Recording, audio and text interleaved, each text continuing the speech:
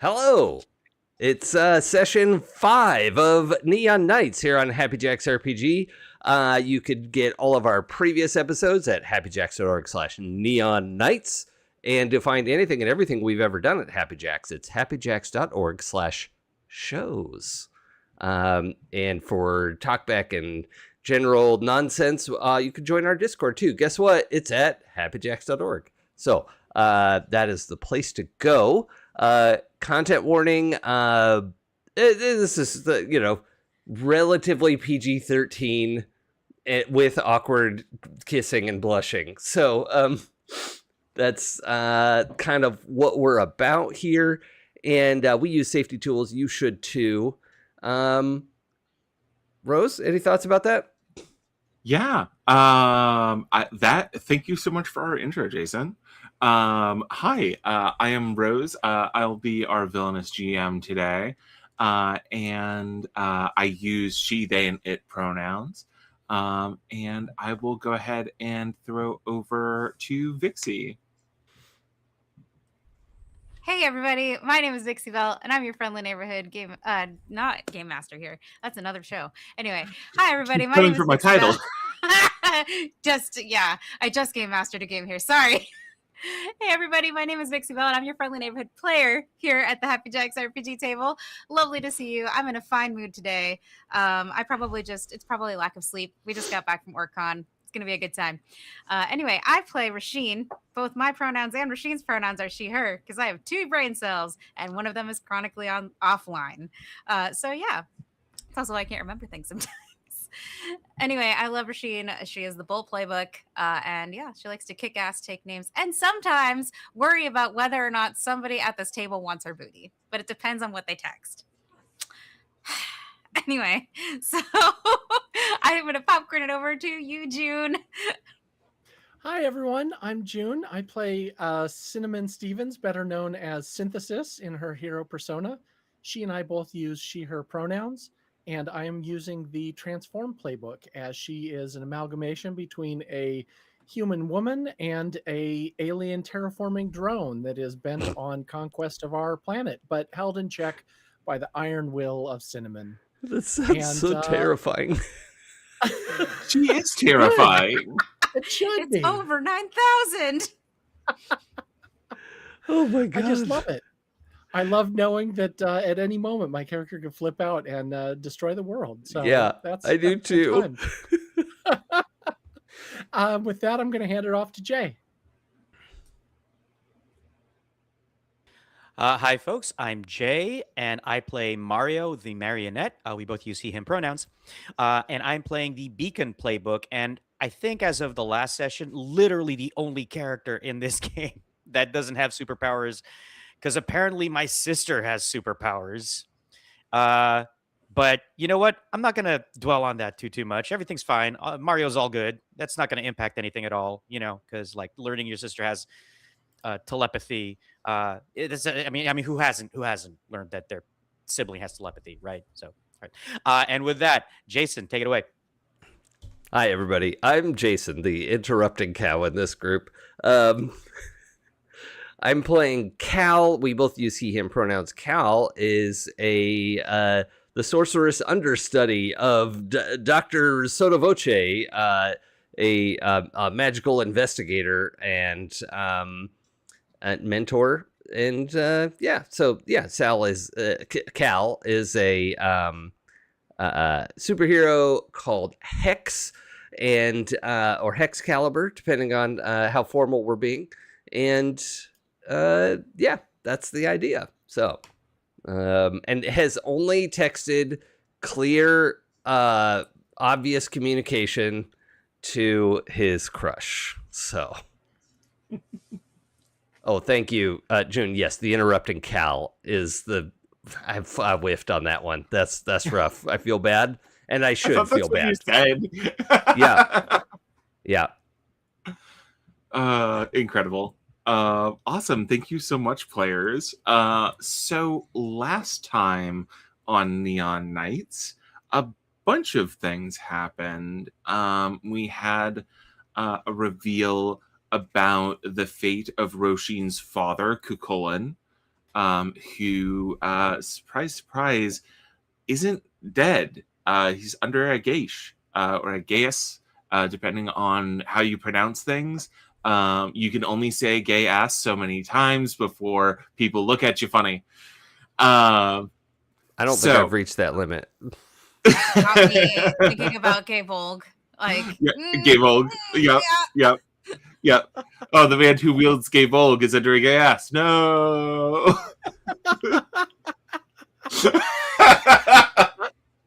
And with that, we've killed all momentum. But yeah, we had a heart-to-heart between Ro-sheen and Sky, a.k.a. Skathak, who,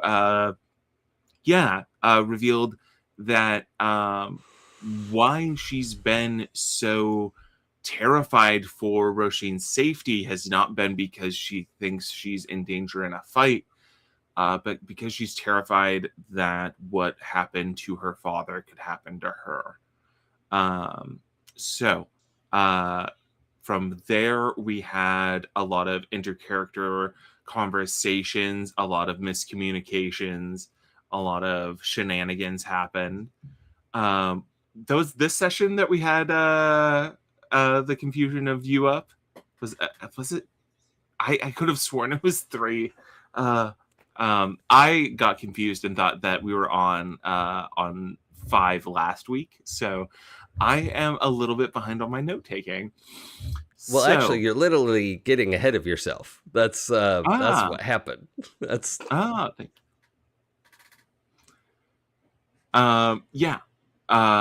let's see. Help me out here, players. What else happened last week? we're building cosplay. And Yes. yeah.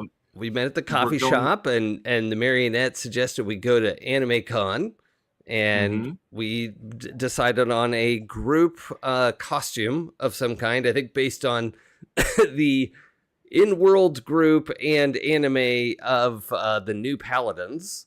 yes. We also came up with our group name, I think. Yes, we did. The Neon Knights.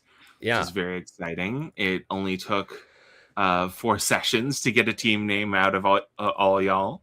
Now, that is Knights with a K. And audience, while that may seem like a clever, they said the title of the show, at no point had we previously discussed that being the name of our team. For real. Like, that is not a joke. Stop throwing me under the bus. This is totally planned. As someone who gets thrown under the bus all the time. No, I'm not even throwing you under the bus. I'm saying this was a group project that we, wow. No one saw that coming. On the subject of things that were totally planned, and I will take all credit for, we also found out something really important at the very end of the session about Mario's younger sister. We found out that Louisa had been hiding the fact that she's telepathic for the last 3 years. Oops. Everyone thought she was just a very insightful teenager. It turns out she was, but she was also kind of cheating at that a little bit. She was not necessarily snooping, but people think things very, very loudly. So, after a heart-to-heart there, we wrapped up last week. So I think we should go ahead and get started with this week's session with preparing for the anime convention. And the convention will start on Saturday. Let's talk about what the week in the lives of the Neon Knights looks like as you go about your more mundane lives. Why don't we start with how are things going at school, Cinnamon? Things are actually going really well. Cinnamon has recently been able to study a lot more effectively and retain information a lot more effectively. Just able to kind of absorb information almost automatically as she reads or pays attention in lessons, and is finding all of her classes to be a lot easier because of that lately. So she does have a couple of in-person classes that she goes to with Ro-sheen. She has one that she does away from Ro-sheen, but she tries to take the majority of her classes online away from people because she's always a little bit worried about crowds. The other thing that she does is she works sort of as a freelance tech support, which has also gotten a lot easier lately. And she's not concerned about those things in any way, shape, or form. Question. Now that you're absorbing information at an accelerated rate, are you able to sit through lectures? Like, you're probably able to absorb the information from the textbooks and from other online resources faster than people can talk. I think that what's happening is that she's keeping half an ear open for any of the professors' insights about something that might not be directly in the text or examples that they use, but she's really on her laptop working on other things at the same time. Okay, thanks. Doing a little bit of a side gig while that's happening. Exactly. I think she's logged in and doing putting a bunch of tickets, taking care of a bunch of tickets, Nice. or sometimes probably just cruising the internet and looking at memes and having a good time. Nice. Very cool. How is school going for Ro-sheen? I think Róisín, I mean, she takes classes with Cynn together, and it's very much like, again, those two different personalities, the very studious, scholarly, I'm taking notes the whole time, and the person who is just sort of paying attention but kind of doesn't want to be there because they're not an intellectual. So they're very much like the person that's like leaning back in the chair like this, like just listening. Um, and like they have the pencil, like they have gone through the motions, like the notebook is there, the pencil is there, it's just not used very often. There's like a note, like if it very much like if the professor's like, this will be on the test, she's like, cool, I'm gonna write that specific thing down, nothing else. Because she knows she can always copy her notes, Cynn's notes later. It's not like she's a bad student, it's just like sitting still and listening to someone is very much not Ro-sheen's thing. She's very much like, I'm here, I have to sit here because I need to pass this class. The only thing that she seems to be really into is photography. Like she's taking photography one at the college. And she seems to be like really interested in that, like because it's a little more actionable too. Like you're walking around, you're trying to like, see the world in a certain way and develop film. There's a lot of techniques. So she's very active. It's almost like a lab more than it is a sit down and lecture. And then the other thing that she's really passionate about but doesn't do with Cynn is she actually comes to school early in the morning with her gym bag to do javelin because she's here on a sports scholarship. Nice. So and she has found that I think she's acting like her normal self for the most part, but I think Cynn would notice that she's become a little more distant. Like she's not as talkative as she normally is. And it's especially apparent when she's out in the field doing javelin toss. Like she'll warm up, she'll jog around the track a couple of times, do the regular warm-ups. But there's like a more intense, like there's more of an intensity. Like she's trying to, how do I explain it? It's like when you're trying to not think about something. So you put all your concentration into the physical activity that you're doing. And it's also apparent in her javelin toss. Typically, like she's a little like Dash in The Incredibles, where she's not perfect all the time, because if she's too perfect, it would be obvious. Come in second. Yeah, exactly. That's a little bit of Ro-sheen, but like I think there's a specifically like a day where maybe it's just her. She's usually there pretty early to work out, where she's like throwing the javelin at the target, or not at the target, like at like the field. At the field, trying to see how far it would go. And there's a part of her that she's thinking this is on her mind while she's throwing. The movements are automatic at this point because she's done it so long, both with Sky and as a sport. So she knows how far it's going to go, and she knows she can easily outthrow literally almost anyone. But like this particular day, she's so angry that she feels herself getting angry. She's really angry at something, and I think she throws her javelin again, and the javelin actually, instead of going to the field, it actually hits the bleachers and like goes like, you know, like those stupid titanium bleachers that like it like goes through them. Like the bench is like sheared in half. Titanium or aluminum? Well, I don't know, like the aluminum, whatever. Aluminum. It's a cheap metal. Yeah, Titanium is aluminum's not a much cheap metal. I'm cheaper. sorry, I meant I mean, aluminum. unless this is one of those kinds of schools, you know. Unless it's a super school. No, what I meant then is they that might. I Am Titanium was playing in the background. That's what I meant. Okay.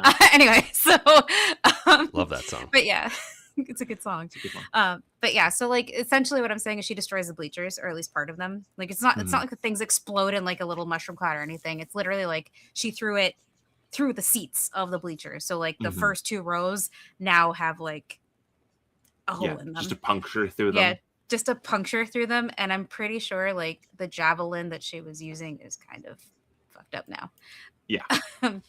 Generally not meant to punch through things, but I threw javelin in college. Can I make a suggestion? Absolutely. So the competition javelins are it's just fiberglass. It's about to get really good, you guys. But All right. but then for practice we would use weighted ones, right? Like Okay. And I'm imagining your coach is like, let's get you a heavier javelin. That'll slow you down a little bit. And then you sort of lost control and then threw a fucking spear through the So all right, I would like to add to that, because if it's weighted and she's throwing it full force, not only did she put a hole in the bleachers flipped up for a second from the weight of the javelin and then flopped back down. Yeah. And I think there's a moment where Roisín like is looking at it. She looks at her coach and she's like, I think it was a bit over enthusiastic. I slipped. and just like the coach wasn't paying attention, just heard ka-thong and like turns. It's just what? Why don't you hit the showers, Ulster? Right. I'm gonna do that. All right. She just like walks away. She like grabs her gym bag and like goes There's, to the locker room.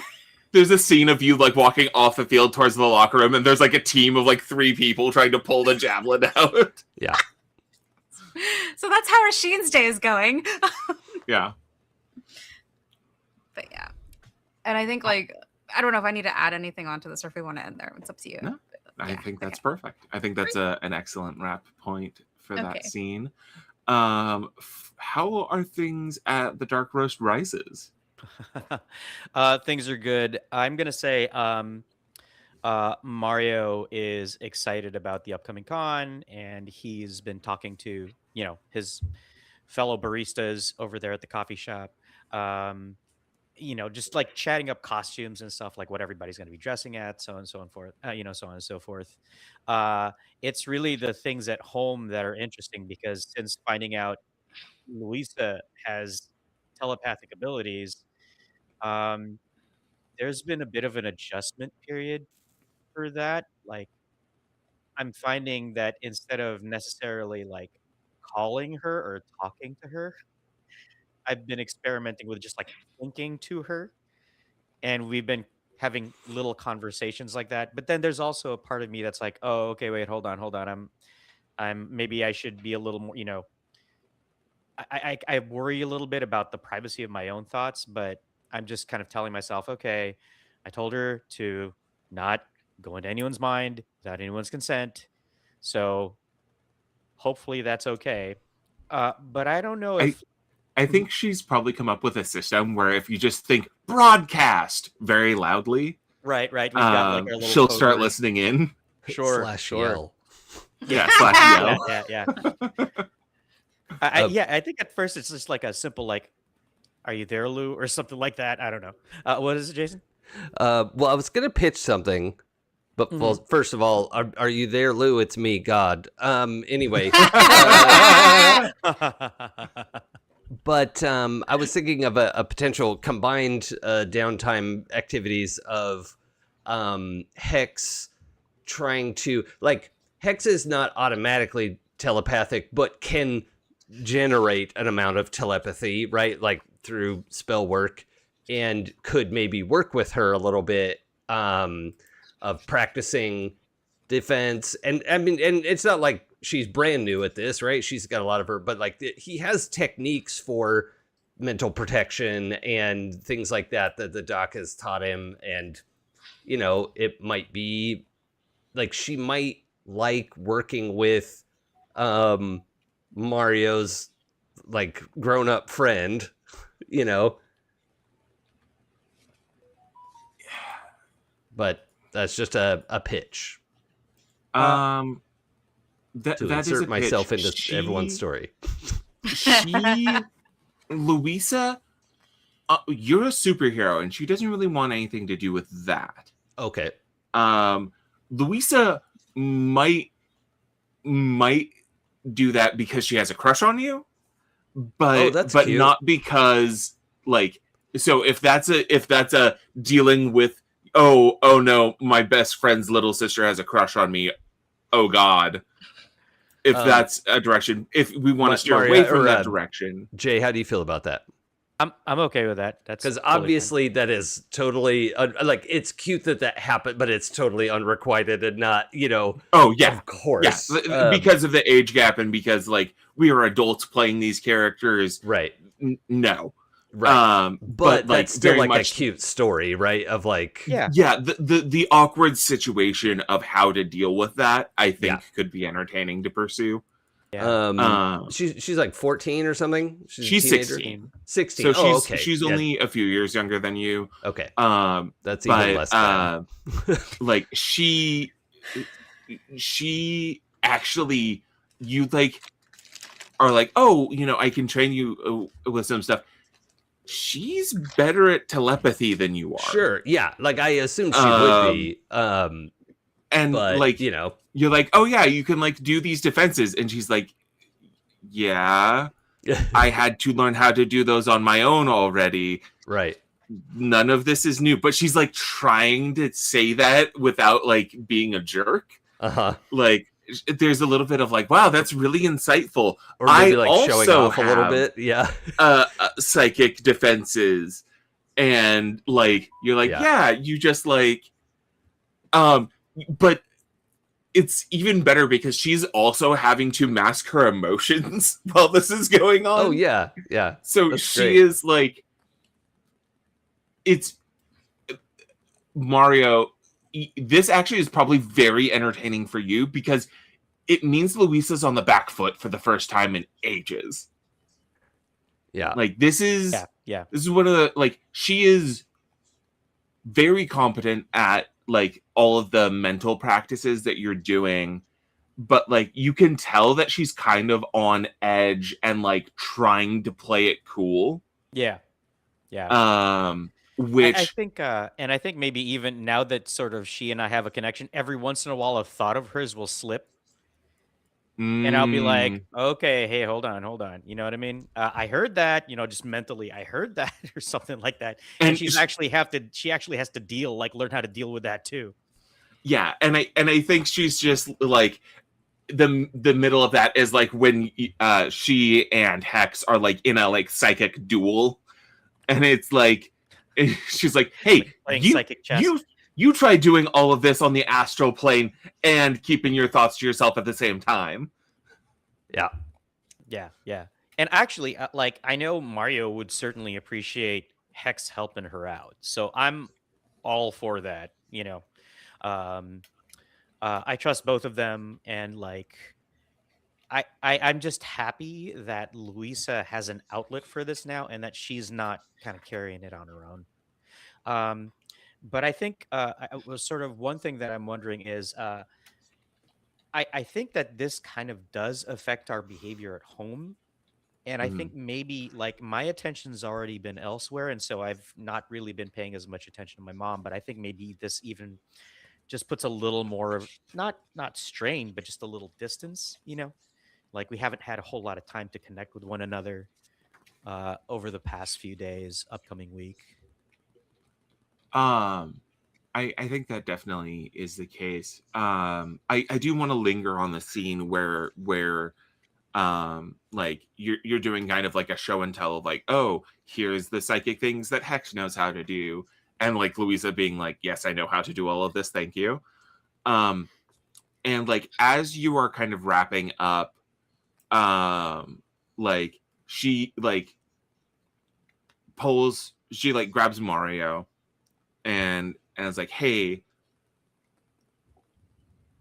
you should know how to lock me out and how to lock other people like me out. Like, Oh, okay. like you, in case I don't know, you fight psychics. Have you fought a psychic before? I don't think so. Okay. We haven't, like, to be completely honest, we haven't done anything huge beyond like robots and stuff. And she But goes but like, that was a pretty big robots, deal. yeah, robots, not a big deal at all. And you just see her kind of like her eyes kind of go wide. And she's like, yeah, just your regular average run of the mill robot fight. Okay. Yeah. So here, and she like opens the psychic link and like kind of pulls you into like the mindscape, the Professor X mindscape, where it's like the two of you in an empty room. Yeah. And she's like, okay, like it's really important that if someone is trying to get into your mind, that you are extremely focused. You make a wall between you and them, and you can reinforce that with emotion or like repeated thoughts or things like that. But the more scattered your thoughts are, the less focused you are, the easier it is for them to fit through the cracks and get into your head. And Oh. she like does this by like she kind of waves her hand, and like the visual representation she chooses for it is just like she's like, for example, if I wanted to stop someone from getting into my head, I could just think of protecting my family. And it's just the word family overlaying itself and becoming this wall where like the black text on the white background of the room becomes just an impenetrable wall of ink. Okay. I think I mean, first of all, like, I marvel at that. And there's a moment where I have to soak it in because again, I can't believe I'm doing this with my little sister. I can't believe that I'm going through this sort of psychic training with my little sister. Um and I think what I kind of I tell her, okay, all right, so let me think about this, let me figure this out. And I do a little bit of reflection. And what kind of comes to me is uh when the Neon Knights and I are like going to the scene, and Cal's on his bike, Cynn is in one of her forms, Ro-sheen is just like running, like the athlete that she is, and I'm swinging on my strings. And that's sort of what kind of comes to mind, is that feeling of like excitement and like going out and tackling things with my friends. And so I think what projects for me is my strings just like shooting like all over the place, and that's what sort of forms the lattice work of my own kind of psychic defenses. Nice. But I think that that comes with some of the memories of the things we've done. And since I'm not used to this, like some of the most recent encounters that we have kind of come into play, like getting grabbed by the foot and kind of like bam, slammed on the, Yeah. and And like, that kind of comes in, but I shake it I shake it off as much as I can, but it does kind of leak in there a little bit. and as like the psychic realm just kind of fades away, and you find yourselves back in the loft. Is that where we're calling it, the loft? Is that right? Mm-hmm. Yes, couldn't- that's Yeah, I believe we're calling The- it. That's the my Wizard's mentor. Yeah, Tower, the we're calling mentors. it the law. Sotto Yeah, voces. yeah. Yeah. You see Louisa kind of rubbing her shoulder where yours had been dislocated during the fight. Oh, Oh, Aw. oh my God, sis, I'm sorry. And she goes, "What? Oh, no. You're fine. You're fine." But yeah, I'll work on that.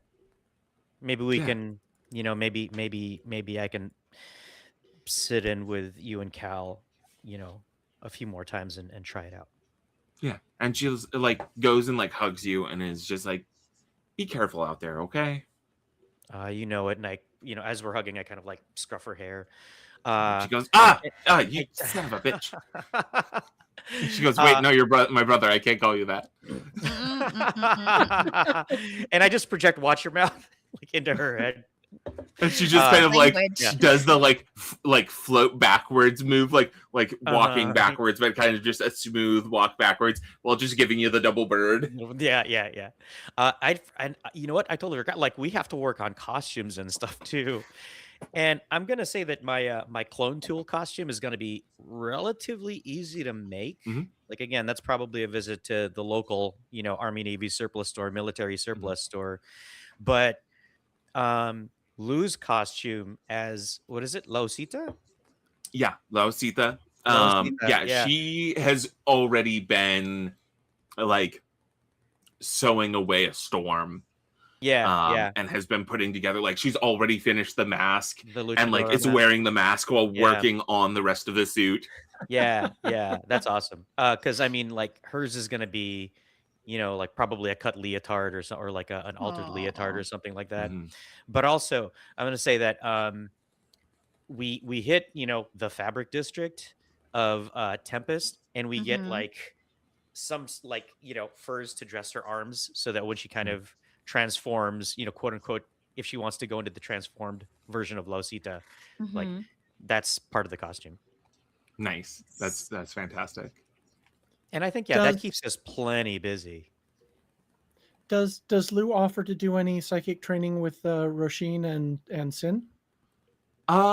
She doesn't. Like, it was more just like, "Hey, I gotta teach my brother how to watch out for himself," kind Right. of thing.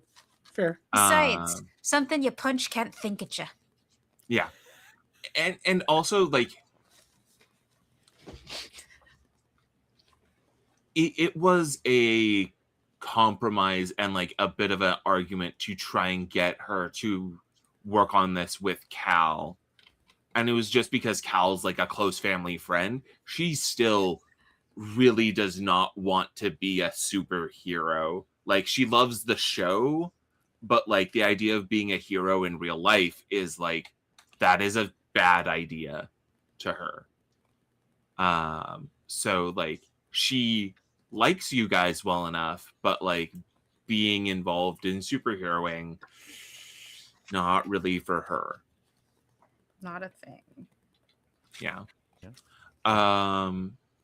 Yeah. Let's go over your cosplaying as Clone Tool, Mario. What is Cal? Cal, you were cosplaying as, was it Spectre? Or no, who are you? The knight. Oh, Nightshade. Yeah. Yes. Yeah. Excellent. That was Joey's character from the campaign. Also seen on Eidolon Academy. Yeah. So yes, I believe it was Sky cosplaying as Spectre. Yes, we're building Sky surprise costume. Thanks, Cynn. Yeah. And then for Ro-sheen, you were going to cosplay as, was it Solar? The cute space girl. Yeah, Was it? Solar. Yes, Solar. And 'Cause, then Ro-sheen gave Cal 2 options, and that's what Cal chose. Yep. And then of course we have Cinnamon cosplaying as Panzer, the metal Golden bender. Panzer. Woo! And then we have Sky playing Spectre. So we'll kind of get a montage. Give me a little bit of like the shenanigans and like what does the week leading up to this convention look like? as you all build your costumes. So I think that Cynn, as we sort of discussed, is able to get accurate measurements of Sky just by doing like a visual scan. Mhm. But what she doesn't get is a good reference on her shoe size. Oh no. So she has to sneak into Sky's closet in order to get a pair of, her comfy shoes, so she knows what to get for the costume. Can Nice. Ro-sheen help with this by like being like, hey, let's go somewhere and like make sure that Sky's like Absolutely. fully out of the house when this happens? Nice. Absolutely. Because I mean, obviously, like they're all in on this. They're all like, Sky's coming with us, you know. Nice. Yeah. When do you surprise Sky with the costume? So that can be like the day before the event. Actually, I think that's pretty good. Yeah, I like that. I like that. Just we're having dinner and it's like, so we wanted to go somewhere, you know. I think Oh, Sky like maybe the Sky, gym? Sky has agreed to like chaperone, Yes. and then we pitch the group costume. yes. Oh, so y'all are doing a group costume. That's cute. Yes, Yeah. we're gonna be the new paladins. You've seen the show, Oh yeah, I remember the new paladins. and she likes to Wait, aren't there 6 of them? Cynn at that. Damn right there are. About that. So After- we have everyone. You've taken Louisa, and that boyfriend of yours, and Ro-sheen blushes. Yeah, right. and that sweet boy Mario, and the two Hey, of you. why is he the sweet boy? Well, it was implied that your boyfriend's a sweet boy. You don't like him, do you? God damn it. I am raptly looking I at am this conversation. still getting used to the idea of you dating. Oh, well, Cal's very intelligent. And he's This is very a family kind. dinner that we're not there for, right? Nope, you are not there. No. Good. Good. I I just you assumed. at the table Yeah. being talked about. I'm just like, this guy's okay, I guess. Whatever. He's very skilled as a sorcerer. I mean, Good. That's the only thing you could have meant. Ro-sheen it sails completely over Ro-sheen's head. So or Ro-sheen. I'm just grinning. And Sky just kind of so well, that's good. You've got a group costume, but you're missing a person. You'll have to get one of your friends from college, yeah? Oh no, we already Well- have someone in mind. Oh, About that. So what we really need is we need a specter, and mhm. we were hoping that you would join us in the costume. Oh, well, it's terrible that you're asking today because there's not enough time to make a costume, and I'll just have Not to to worry. chaperone and. Well, Not to worry, we've About also that- handled that. Oh, use you Anna White's sneaky buggers! Cynn. yeah. And since you're going anyway, just this way you can match with all of us. And blend in. How Keep long yourself- have you had the costume? I've been working on it all week. That's impressive. We really wanted you to go. I realize I've been doing Irish this entire session. I cannot I'm trying to reach for the Scottish accent, and it's just not coming. It's just me mimicking your Irish. It's Celtic. I mean, Celtic. it's Celtic. It's Celtic, so. Sky Sky I'm gonna ancient or apologize something? to Steffi now. Oh, Stephanie. our Scottish listener. That's all right. You can always go Scottish later. Uh, I believe Yeah. in you. now? So I've had a lot of extra time. My studying time has been really easy. So that's freed up a lot of space for me to be able to work on the costume. Oh, What do you mean good. your and keep studying up time's on been and keep up easy? on all You're my in grades. college. Just I'm finding that I'm able to absorb all the information really quickly, and sort of get to the root of what the expectations and what the lesson is. Oh well. How quickly? Well, I haven't exactly measured it, but I'm usually I usually know what's going to happen in the lectures before it happens. And And she goes, precognition?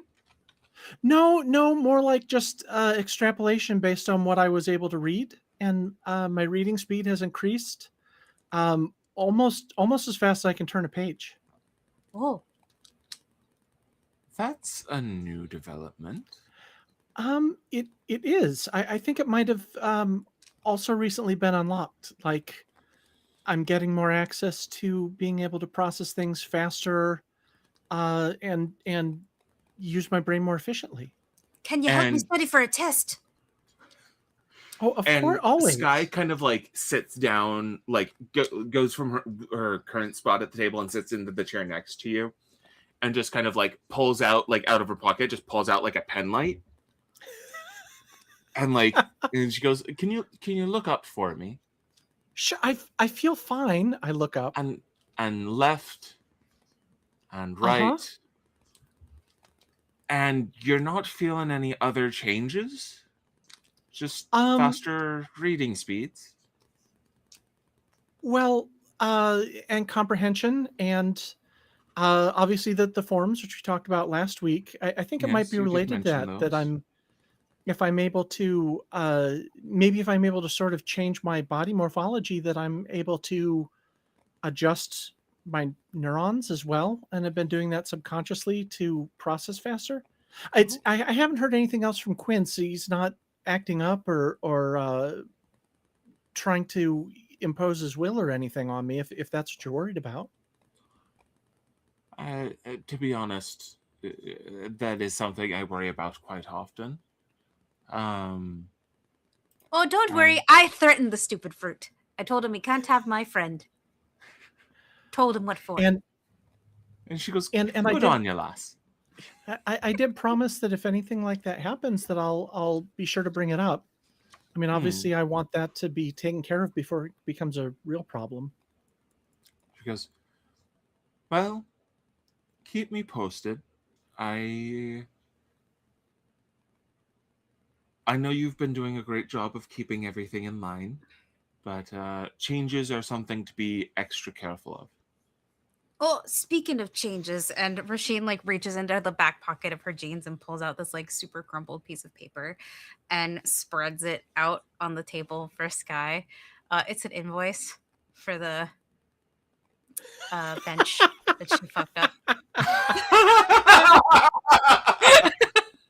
And she goes, They may also have had a problem at school. Tiny issue. "This is a $15,000 bleacher." Right. Yeah. They're charging the whole amount? Only I one may have, bleacher. Well, I It's only may one hole. it's insured, so I don't think we have to pay all of it. But I'll get in contact with the administration and see what I can do in future. Maybe find other outlets for your anger. I had a lot on my mind. It wasn't my fault this time. She's like, "True, you didn't eat anything." I love that. Like Sky's like, this is a normal day with the two normal children that are like, yeah, this is the problems. And I think with that, we'll kind of cut that scene there. And where did we have any additional stuff for Cal? Besides helping Louisa? I had one idea. It's sort of neither here nor there, but just in the week leading up to while we're making costumes of like beating up bad guys and occasionally like pulling off someone's like wrist brace, or like, oh sweet, Luis could use that, or like, oh yeah, Valkyrie could use this mask thing, and like I'm just like, oh, why do you have this? Just like taking gadgets and stuff off of people. Yeah, this stuff like that. I dig it. That's super fun. Okay. I think that leads. I know some of you had conditions marked. I will say in the week leading up to it, I'll go ahead and let you clear one of those conditions. Just from downtime and relaxing. I think Yes. the bench thing might have just cleared her angry condition. Oh, yeah. She destroyed the bench. It just occurs to me. I was like, oh, correct. Yep. That definitely fits. And then if we're clearing because of rest, then I get to clear the afraid condition for her Perfect. too. Then you can all clear all of your conditions. Yay! Awesome. So, yeah, let's go ahead and cut to you all arriving at the convention, I think. Oh, leading up to that, I assume like Cal and Ro-sheen have been getting like date times in and stuff like that. Like, I know that hasn't really been happening on screen so much. How long has it been? Like, what's the passage of time between the convention and between? Well, it was like a week, right? It was like the next weekend. 7 days, or like 5 days, because it was going Yeah. from like Sunday to, Friday, Saturday. So I guess my question here is, how often would they see each other? Well, Cal would have wanted to at least set up like a proper date of like, Yes. take her out to dinner, Mhm, that sort of thing. With no misunderstood text, like she didn't get a "you up" text Right. this time. Right. But yeah. You So- up and then for dinner. Yes, of course. Where do you want to go? Should I dress up? Let's see. And then of course Roisin's like in her room, and she's like, Cynn, I might have to I might need your help. I might have to get dressed up. Ooh, what's going on? You going out with Cal? I think so. He hasn't responded yet, though. Um, Cal's gonna text Cynn and ask, "Does Ro-sheen like getting dressed up?"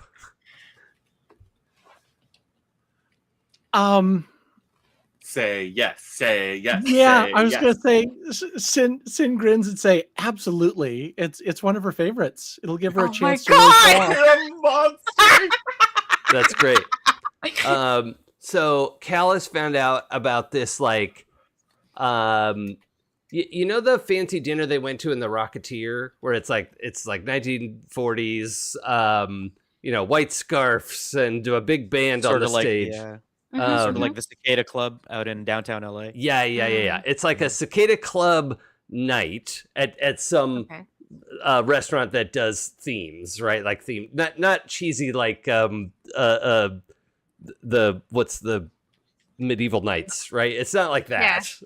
Medieval times. You're medieval thinking of. times. Right. You take Roisin to a date at medieval times. Yeah. That would be awesome. I mean, I would love that. Yeah. I can throw. But I don't it's think called that's a lance. Hello. I don't Anyway, think sorry, that's go ahead. Cal's. Like Cal is like cool is the wrong word, but like has a little more game than that, I think. Yeah. Well, and I mean, they've known each other enough that they know their preferences. Yeah. So you would know, like Roisin is very much like, she likes protein. She enjoys meat. Yeah. She's particular to like English breakfasts. So not things that eggplants. Taking her to a vegetarian place might be a mistake. Yeah. Okay. She has nothing against For- vegetarians, but she's for not more a than one vegetarian. reason. Right. Takes a lot of protein to power that engine. Protein. Yeah. I've killed Rose. I'm sorry. Oh no. Rose, come back. We need you. Yeah. But yeah. So, and I think Cynn would know this too. Like, you can ask Cynn for Roisin's preferences.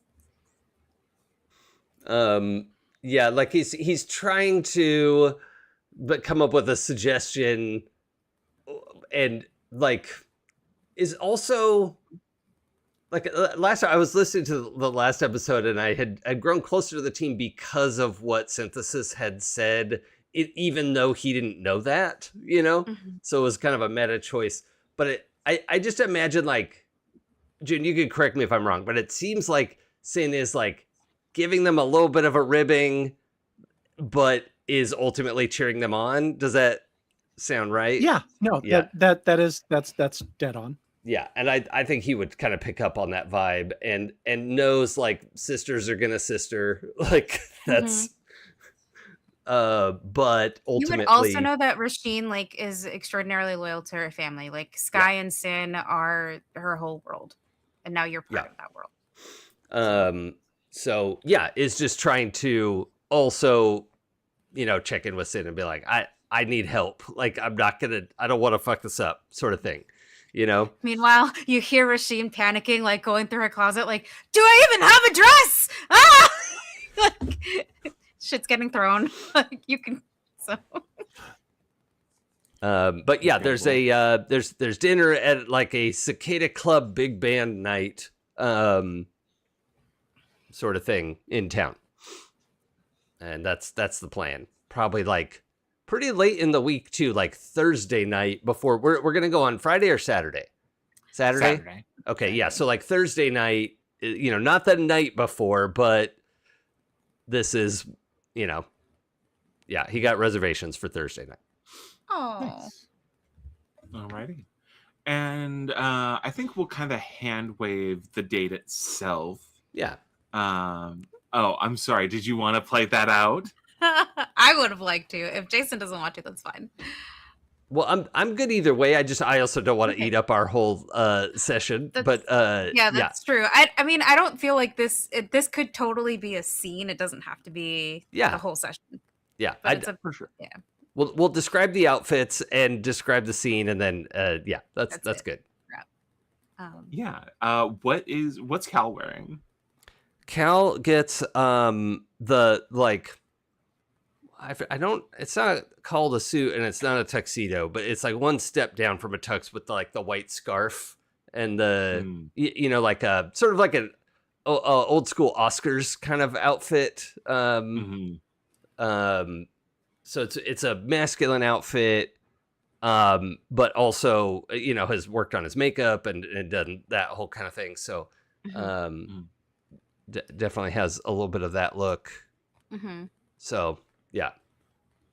I think Ro-sheen has panic called Cynn, Mario, and Louisa, like in a frantically trying to figure out what to wear, because she's trying to figure out what all of this is. She's white scarf. I don't understand. I need help. Do I even have anything in my wardrobe? Do we have to go shopping? Cut to a montage of Louisa like making Ro-sheen put different things on and like going shopping and like Mario and Cynn are thumbs up, thumbs down. I was thinking of her coming out and we're all shaking our heads and then and then Louisa being like yes. And I think that you said it was say again white scarf night at a place like the Rocketeer, so we're talking like, is it like pinup? That's the vibe I was getting. I mean, it's 1940s sort of, big band night at a dinner club. Okay. Yeah, dinner club. 40s. I love the 40s silhouette. Yeah. I think Louisa is like, you should go with the slacks, like high-waisted slacks, and then like the shirt. With the shirt, and then like either like a bow in your hair, like a little bit more femmed up. I saw this tutorial for Victory Curls. Yes, Yeah, love those. So, I don't know that she'd actually want to wear pants for this. I think because this is a special occasion for her, she might be like, it does look good, but I think I want something a little more feminine. And she's like, polka dots. And it's She's got such it's a either navy teenager. or red because those are the two colors. You have Oh, victory red. and you red had- polka dots. Come yes, on. red polka dots it is. So she's got this beautiful like 40s kind of that A-line cut with I'm imagining it with like a big rose on like one, it's on one shoulder. Even though it might not be period, but I like it that way. But it's got like the silhouette, like the slightly with, and it's short, so it shows off her legs because girl's built. So I'm gonna capitalize on that. Yeah, I wish why I was as not? built as Ro-sheen. Damn. But anyway, Thick thighs save lives. and her thighs crush watermelons. Yeah. Anyway, so Cynn has done like the victory rolls, so she also has like a red rose in her hair too, like to just kind of accentuate the victory rolls. And she's even got makeup on. And this poor, she's trying so hard, and like she walks in, and you can tell this is not her natural habitat. She's not fully comfortable in this, but she really wanted to like impress Cal. So this is her trying her best.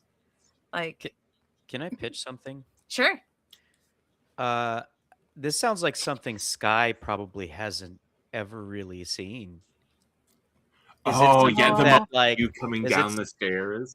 yeah, and I think Sky is taken a little bit by surprise.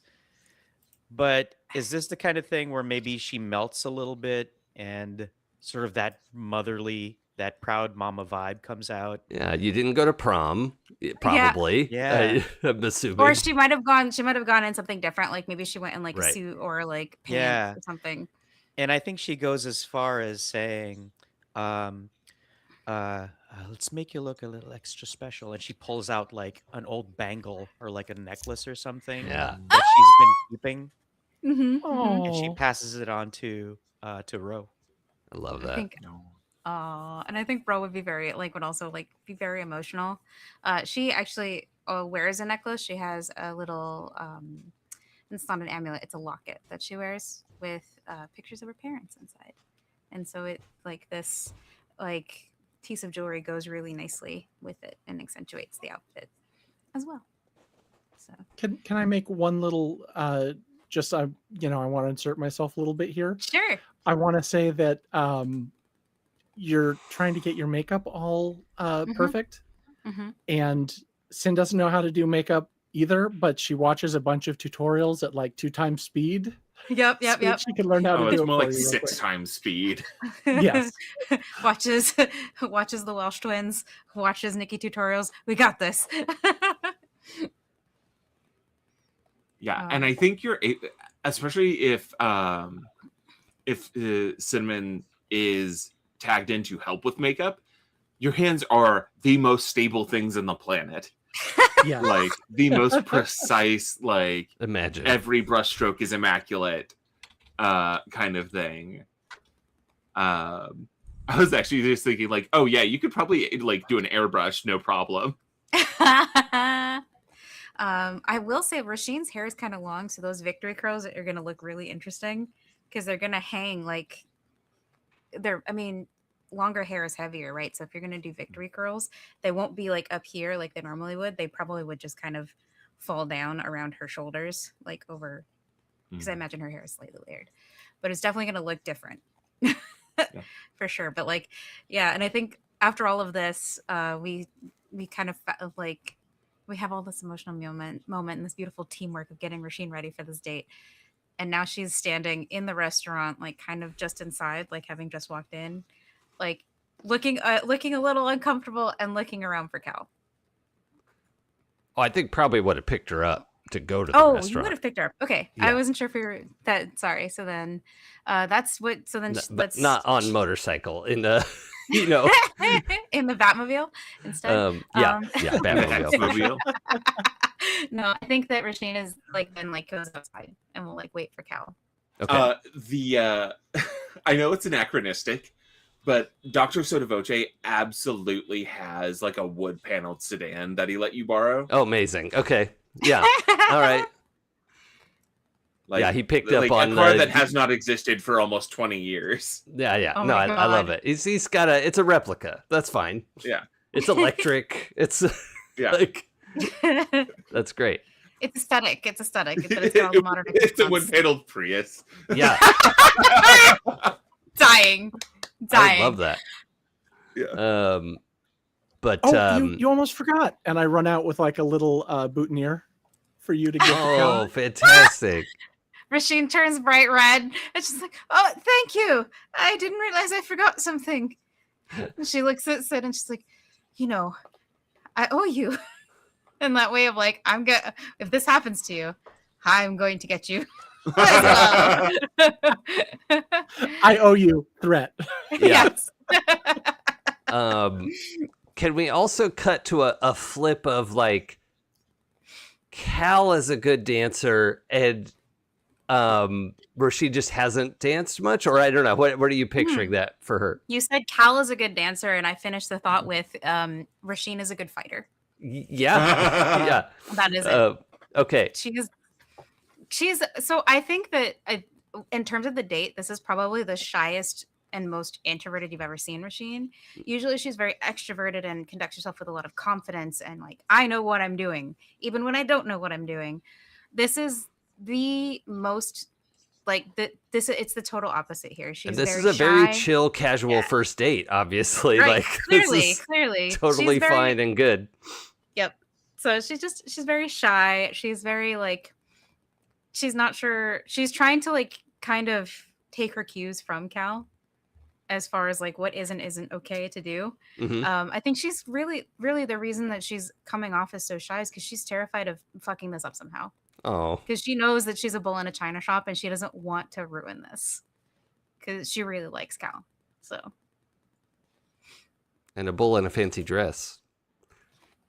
at least the bull looks good in the fancy dress. Yeah, exactly.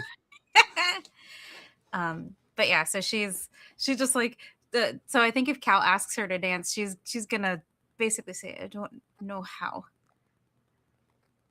All right. Well, are you willing to be led? If it's you, I'll let you lead me anywhere. Okay, that's sweet. She And holds yeah, out her hand. Yeah, I think it's just it's that like because also like is she taller than he is? I was thinking about this because I was drawing them, but I Right. actually think Cal is taller than her. She's not that tall. She's only 5'7", but she's got a Okay. big personality. Yeah, and So- he's like 5'10", Yeah. whatever, Something along those lines, like somewhere between 5'10" and 6 feet, right? So Okay. I assume you tell me is your character. Yeah, no, it's under 6 feet, just unimaginably tiny. Mm-hmm. Just Correct.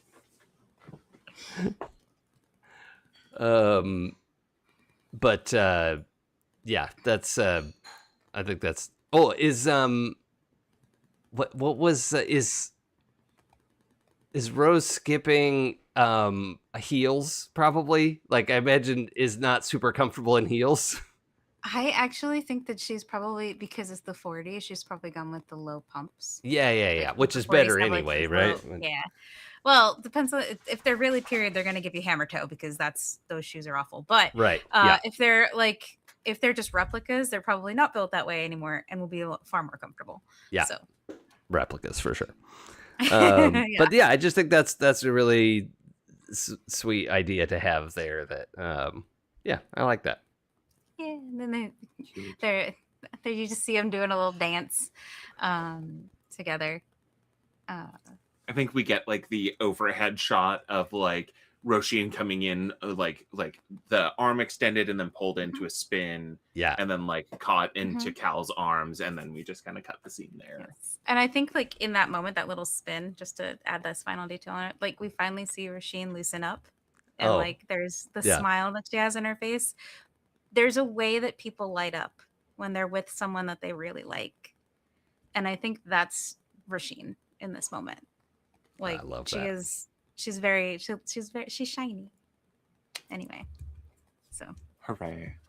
And I think this is like where Róisín was really tense about making sure everything went well beforehand. Cal, like the little moments, like Cal's having a great time, but is also like, don't fuck this up. Of like during the date, was like more chill leading up, and then in it is like, oh my god, this is too good, that sort of thing. Nice. I love it. So cute. And then the restaurant's held up. We don't have time for everything you do to get interrupted by someone with a gun. Jeez. Maybe this is the one time the fair are like, nah, they get to have this one. Yeah. That's fine. Rob the place. We're going out the back. Alrighty. So I think we cut to Saturday, like in the morning, everyone getting ready, getting dressed, getting their cosplays all set up. And I think we're probably going to have everyone meet at Sky's and Ro-sheen's and Cinnamon's. I guess we could call it the Ulster House. Yeah, we can. Yeah. I would say the Hound House, but that's a little too on the Hound nose. Hound House. Yeah. It's just because you want to take Cal to Hound Town. I want the record to show that I didn't do it. Oh boy. This game is just y'all slaying me because I'm like trying to stay on topic and not just make all of the dirty jokes. That's gonna be the next advice show topic. How do I keep my players from making me crack up at the table? Don't try. Yeah, it's a losing battle. Just let it go. Let it happen. Let it happen. I think when we all meet up, I'm going to check in with Cynn. And, I first of all, like, I'm floored by the costumes, and Cynn, I think when I see your costume, could you describe it again to me? I can't remember exactly what your costume looks like in particular. Okay, we saw some art. Yeah. So I'm dressed as Panzer, which is a very punk vibe, ripped jeans, spiked jacket. Was it like a crop tee, like a crop tank? I think so, yeah. Okay. And then I'm debating, do we think that she would have put herself in like silver body paint or just stayed with the gold? I think stayed with the gold. I was gonna say, but because if we did silver, that would be such a funny scene. Because I can see Róisín wanting to help and like spray paint, like you just get out here with like an airbrushing. I'm sorry, I didn't mean to speak over you, but just a can of Krylon. I mean, it's not like the paint can hurt her. Yep, we do like you just see Róisín walking up with a can of Krylon paint, and you're like, and then as we montage this, like putting this on. Just like out in the back garden, just getting sprayed down with Krylon. Arms out. Yeah, so when I see that, and I mean, first of all, like Mario is also like a huge fan of like first and second wave punk bands.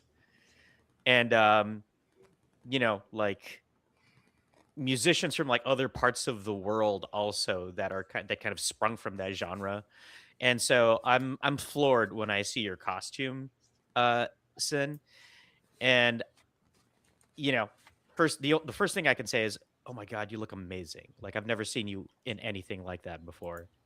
Thank you. And I say, like, even though everyone's around us, I get in a little close and I say, listen, just remember, if it doesn't become fun for you, you'll let us know and we're out. Okay? I want this to be great.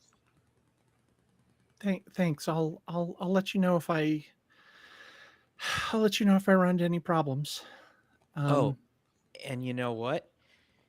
If you can't bring yourself to say it, I kind of give Louisa a little, like elbow to the side, and we make eye contact. And I think she, like Louisa and I, have talked this over and have said, if things, if anybody feels uncomfortable, is it okay? Like I asked Louisa, is it okay if we kind of let you know so that we can just psychically communicate it instead of having it be something that needs to be said. And it's like, yeah, all you got to do is psychically yell loud enough. And I make sure that you know that, Cynn, like, yeah, just Luis and I, we got your back. Thanks for thinking about me, and I will take your hand and give it a little squeeze. Oh. Luisa like looks at me like, are you really now? And I squeeze your hand back, and I think I reflexively like pull it out, but you can see that I'm like blushing under my clone tool outfit. Yeah, I think Louisa just like total poker faces and just like finds something else to be doing. Sure. Yeah. Yeah, he's like, oh, what's that, Sky? And like kind of hurries out of the room. Actually, and I pull my hand away, and then I kind of think twice, and I take your hand again. If that's okay. I think, yeah, I think that like when you pull your hand away initially, I yank mine back like I overstepped, and then if you take it back again, I'll relax. Okay, all right, and then yeah, I think I relax in that, and I give you a look like, let's do this, and then who's driving? Like, are we all piling into? Oh yeah, no. The Celtic Sky's got an Heroes SUV. minivan, family minivan. Oh my God, Sky's got Sky an drives a SUV. minivan. No. She's the shadow. Come on. The soccer mom. Yeah, No, she drives got a Mini black Cooper. SUV. She drives it just like the egg car. That's like 2 seats. Yeah. No, she has just like a black SUV that everybody piles into. And I think like Louisa just kind of like does the like dive across and just like lays across everybody. This is a 5-seater and there's 6 of you. Awesome. Yeah, and I think we all head on out. Cool.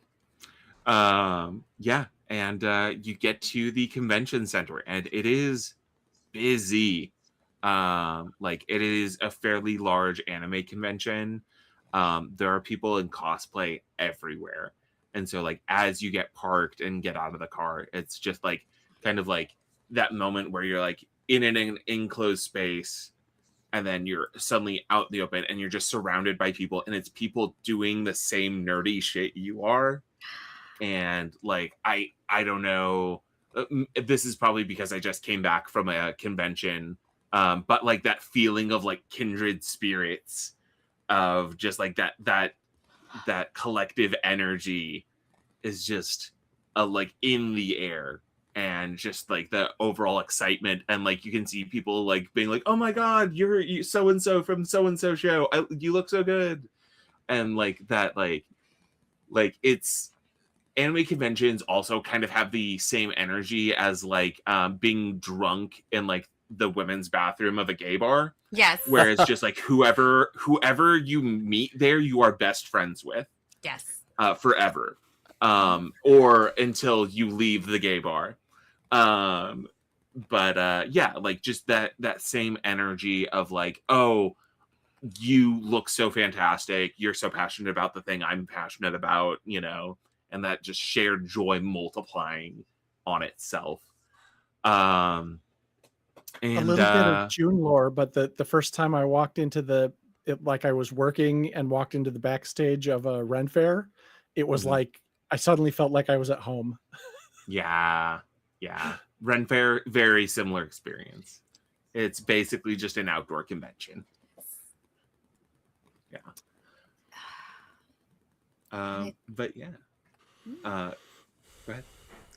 I was gonna say, I think Róisín's one of those people that's pointing stuff out, like specifically to Cynn, like very sisterly. Like you just see her pointing, like, "Oh, look at that!" And then, "Oh, there's this one," you know, like super excited about it. And she's also like, "Oh, Mario, look at this," you know. Yeah. I don't know how into anime Cal is, but she'll do it for Cal as well.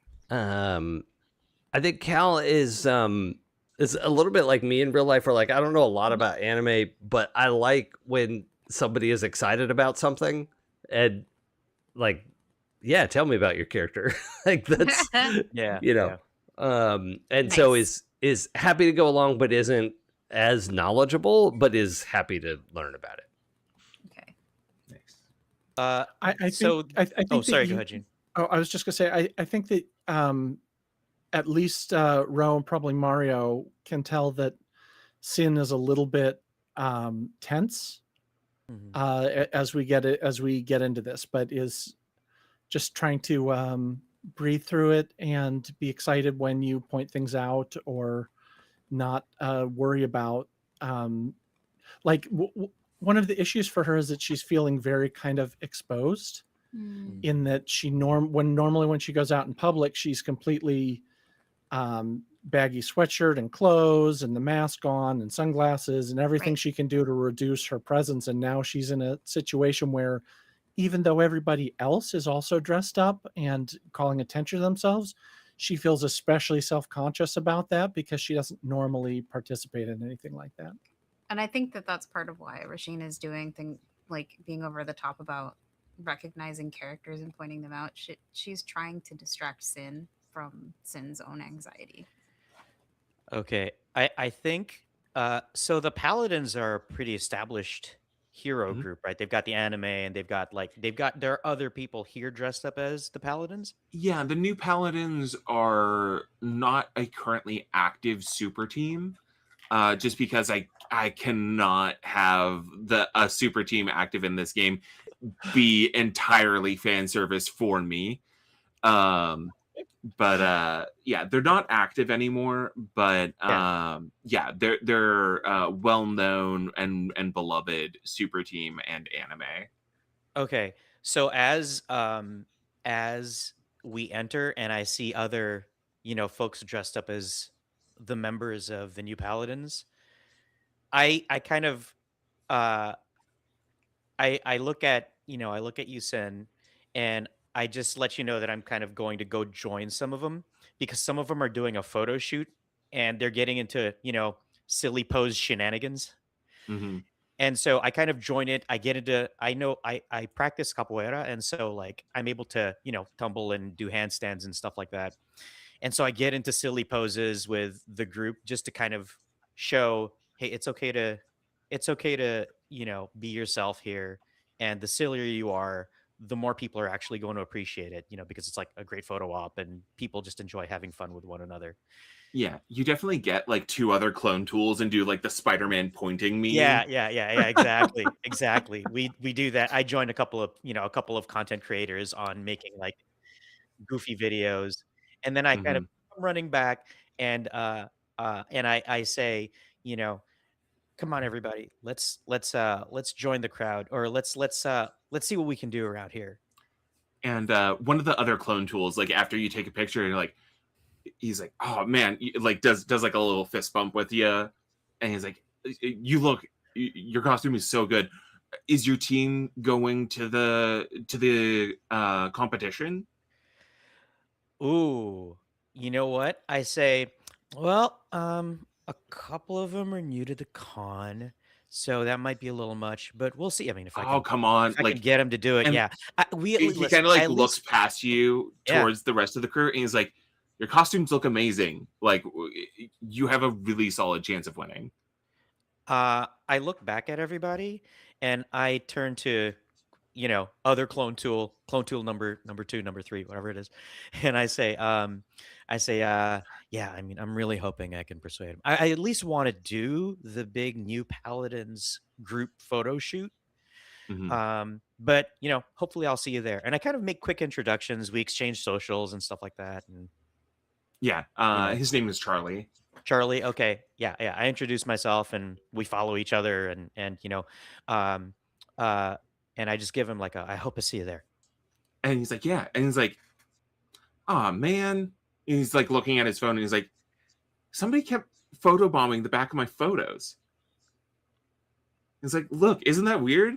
And he shows you, and in the back there is someone with a crow's head, like Inosuke from Demon Slayer, but a crow's head in each of the photos in the background. Oh, okay. I look around and I say, oh man, that probably is just a coincidence. I don't know why anybody be trying to goofy around here. He goes, yeah, it'll be fine. And I can probably Photoshop that Yeah. or something, make it. I'll keep an eye out for that one too and see what I can do. Help you out. And then you notice, like, as he like goes through like the second to last photo, there's two. Oh, interesting. Okay. And then the I last one, there's three. Okay. He goes, what show is that even from? And he just don't kind of know. wanders off. Yeah. I kind of look around, see if I can see these folks, because it sounds like maybe it's a concerted group effort to to get into people's content or something.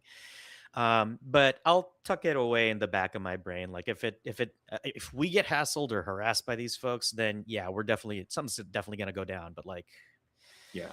I don't. Nothing immediately comes to mind, or nothing Yeah. immediately jumps out at you as you look Yeah. around. Okay. Yeah. You know, I look at my phone. Do any of them appear in any of the photos that I've taken so far? Yes. Oh, okay. And actually, as you keep swiping, like, you suddenly see that there are like 5, 6, 7, 8 in the background. Okay. Like, just a growing crowd of them. Yeah, okay. This is some new fandom that I've not gotten into yet, but I'll kind of Mhm. keep an eye out for them. Yeah. Okay. And then yeah, we'll head on in and you know, hit like panels and the vendor room and Nice. you know, there's probably going to be a big parade later on. May I ask a quick question just Yeah. for Mario? Looking around, does Mario see any see groups or see individuals who meet that, or are they only showing up in the photos? They're in the photos. Okay. But All right. but like no one around Have seems to not be dressed. spotted Yeah, any milling in the about. flesh. I think at this point I'm thinking like this is again from some show that I've never seen. Maybe it's a relatively new one. And you know, their big event is starting and so they're all kind of meeting up at this time. I don't think weird alarm bells are ringing just yet just due to the nature of everything around us. But again, if they're going around like photobombing people and injecting themselves into other people's good times, I'm certainly going to keep an eye open for that. Yeah. And Ro-sheen, there's a moment where you go like to use the bathroom at the convention, Right. and you're like washing your hands in the sink. You've got your Solar cosplay on, Right. and another Solar comes out of the stall next to you and goes, "Oh my gosh, you look so fantastic! That's such a great costume." Oh, thank you. And she leans in and goes, "Come with me now. We're leaving. And if you try to stop, this entire convention center will burn." Rasheen needs a minute because like the switch was so fast and Rasheen's not the brightest crayon in the box, so it takes her a hot second to process what just happened. And she is like, "I'm sorry, I think I might have misheard you. Could you say And- that again?" She leans in and says, "Come with me or everyone here suffers." Who the hell do you think you are? That is not a question you need to answer right now. The question is, are you coming or does everyone here suffer? And I think that in that moment, Rasheen remembers what Mario had mentioned to everybody about Louisa. And she thinks as hard as she can, "Help!" And then she's like, "Fine." She goes, "Fantastic! Everyone's outside. We can't wait to get the group photo." And she And like, she loops her arm in yours and jolly walks you out the door. Roisin does not look looks pissed, and she's like, Mhm. she's trying. She puts on a face because she knows if she looks pissed, she might fuck things up further, especially if what this person says is true. So Yeah. And de-escalate before punching people in the face, I guess. Louisa like is kind of walking in front of you, Mario, and like suddenly stops and you like bump into her and she goes, Roisin's in trouble. Vixie Rose said where like she let us know that you were running off, like where you were running off to, right? Roisin just said Yeah, help. or- That was her knee-jerk reaction was Well, to ask for help. Yeah, but I think we probably paused so that you could run off. Like anybody who wanted to Right, go to the bathroom, you guys could go to would the know. bathroom and We were traveling as a group, so presumably she yeah. would be like, "Oh yeah, hold on, I got to like use the rest of the facilities or whatever," and she would have like gone to the bathroom. Okay. Yeah. So you would- Sure. Yeah. I start walking to the back. I actually Give me an assess the situation. Sure. Yeah. Okay. All right. And depending on how you roll, that'll either send you towards where Roisin actually is or where you think she was. Okay. Let's see. So when you assess the situation, I roll plus superior. Do you have any moves that I know you have straight creeping? Oh, I have straight up I wasn't sure if creeping. that has a thing for assess the situation. I think that lets you roll mundane, right? It lets me roll plus mundane when I'm scoping out a person or a place. I mean, could I use that to scope out the area? You are looking for a person in a place. Okay. All right. Sounds good. Let's see. That is now I have a pretty good mundane. My mundane is +3. Nice. And so that's a 9 altogether. Hell yeah. You'll start the session with 2 team. If anyone wants to assist, we can make it a 10+. I think I would like to.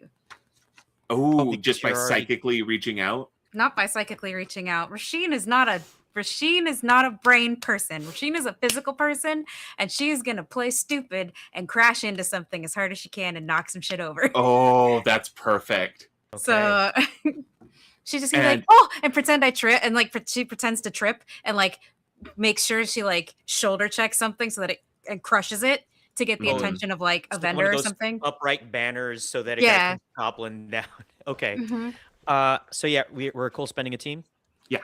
So you're down to 1 team. Yeah. And my 9 goes up to a 10. On a 10, I get to ask 2 questions from straight up creeping. Let's see. And I think the first question that I'm going to ask is if Roisin is in trouble, what's my best way in and out? And by that, I mean, what's the clearest path that avoids people? You just take a straight shot. Like, unfortunately, avoiding people is not something you can do in this convention. Okay. Like, not where you are. You're on the convention hall floor. There are people in every direction. You know what? Can I amend that then? Mm-hmm. Where's the most discreet spot here if I need to go change? If you need to go change, just like dive behind a booth, like, and just like I assume you've got like your stuff like pretty much ready to go because it's just like a hoodie. You just like throw off your jacket, zip up the hoodie, put on the mask. You're good to go. Nobody knows what that phone booth is for. Yeah. Right. Right. What's a 10+? Sure. There's a Superman phone booth. Okay. All right. Okay. Perfect. Love that. Or no, there's a TARDIS. Yeah. Yes, I was gonna say that's literally what I was saying when I realized I was muted. It was like, can it be the TARDIS? Because there's TARDIS. like that big prop TARDIS that comes out to conventions sometimes. Yeah. It's like the one that was a geeky tease where it's actually connected to a wall, so when you go through it, it looks bigger on the inside. Yeah. That's awesome. Yeah. That's awesome. I love it. Okay. Now, is that okay for my first question then? Yeah. Okay. So my second question is, who or what here is not what they seem? Oh, definitely. As you like look across, well, actually, you notice that you're being watched. Okay. and you see somebody in a Clone Tool cosplay watching you. Is it Charlie? It's not Charlie. It's not. It's just a different clone tool. A different Clone Tool is like staring daggers at you. Okay. I'm going to, register. I'm going to clock them. Just kind of be situationally aware as to where they are. Mm-hmm. But if I see the ruckus that Ro's making, I'm gonna make a beeline for Ro, Mhm. and I'm actually gonna hold a hand out like Louisa, stay here with everybody, and I'm gonna start walking to Ro and the other Solar that is accompanying her out. Mm-hmm. You're not going anywhere without me. And I You know what? start right after you. If you do that, I'm gonna turn to you and I'm gonna say, Cynn, there's something going on here. There's just something weird. I've been seeing things, or I've been hearing odd things. Cloney over there is watching me, and as we walk over, I'm gonna start like apprising you of the things that are. I'm like, my head is beginning to connect dots, and I'm gonna start letting you know, like, okay, there's something weird going on in this convention.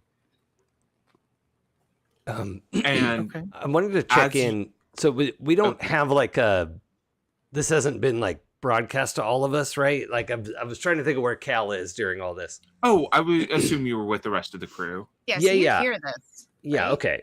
So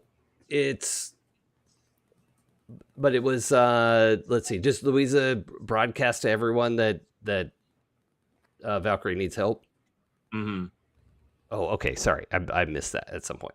Or I think she turned and said to Mario. I just assumed you were present when she told Right. Mario. Right. I was picturing like, but Cal was like trying to buy something for Ro of like, a Solar cover, like a variant cover of a New there you Paladins go. comic book. It Nice. specifically needs to be by Art Germ because I love Art Germ. Anyways. Right. Oh, I Right. love Art Germ too. Yeah, an Art Germ Solar variant cover, which is hilarious because that's the character I played, and that's really fun for me. So, Yes.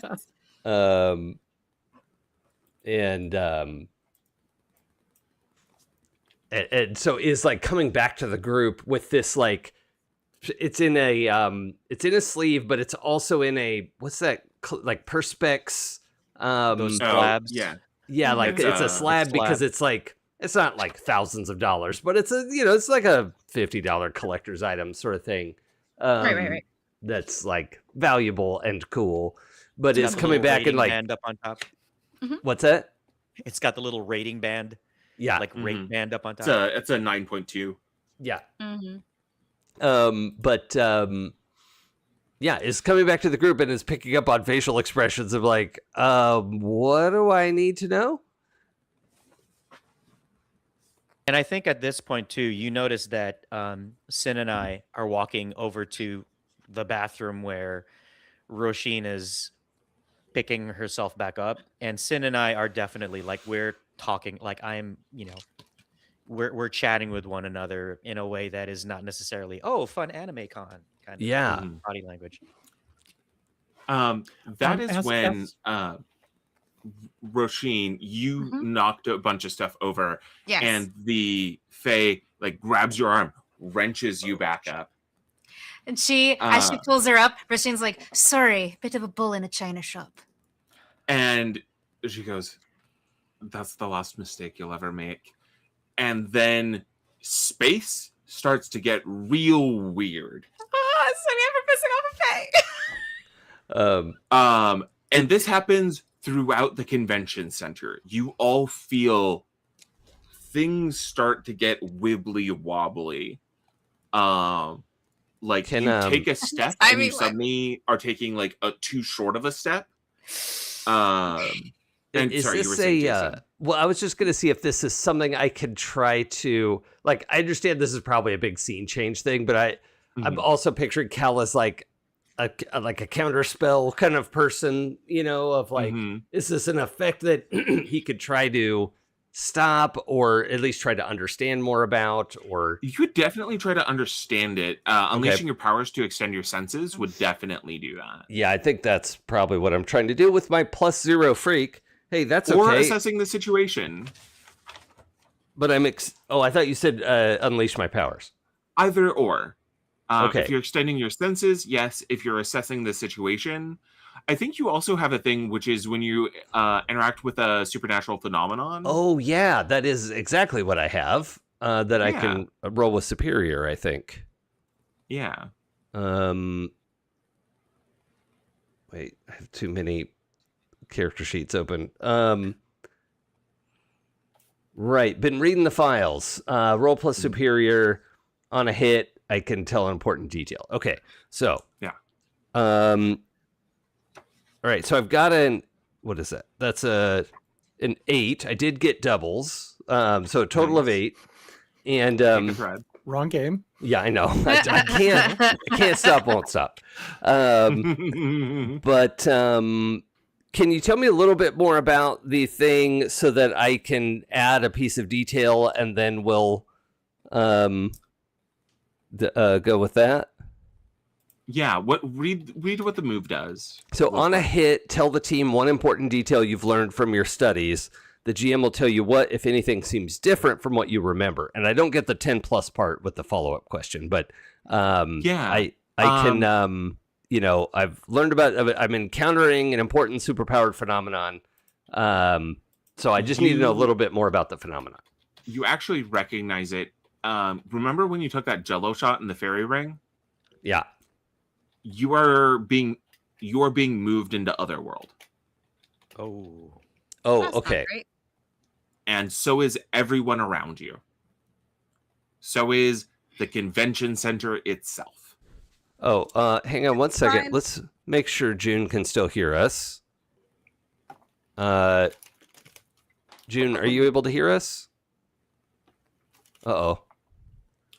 June, can you hear me? Nope. It's not ideal. Might be a ninja refresh. Yeah.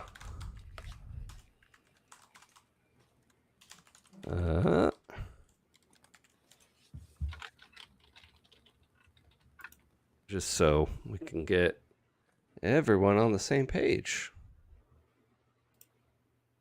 That's odd.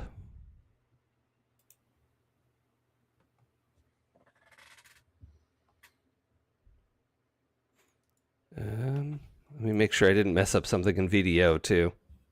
Bear with us, audience. We'll be just a little detail here. Technical difficulties. It'll be fine.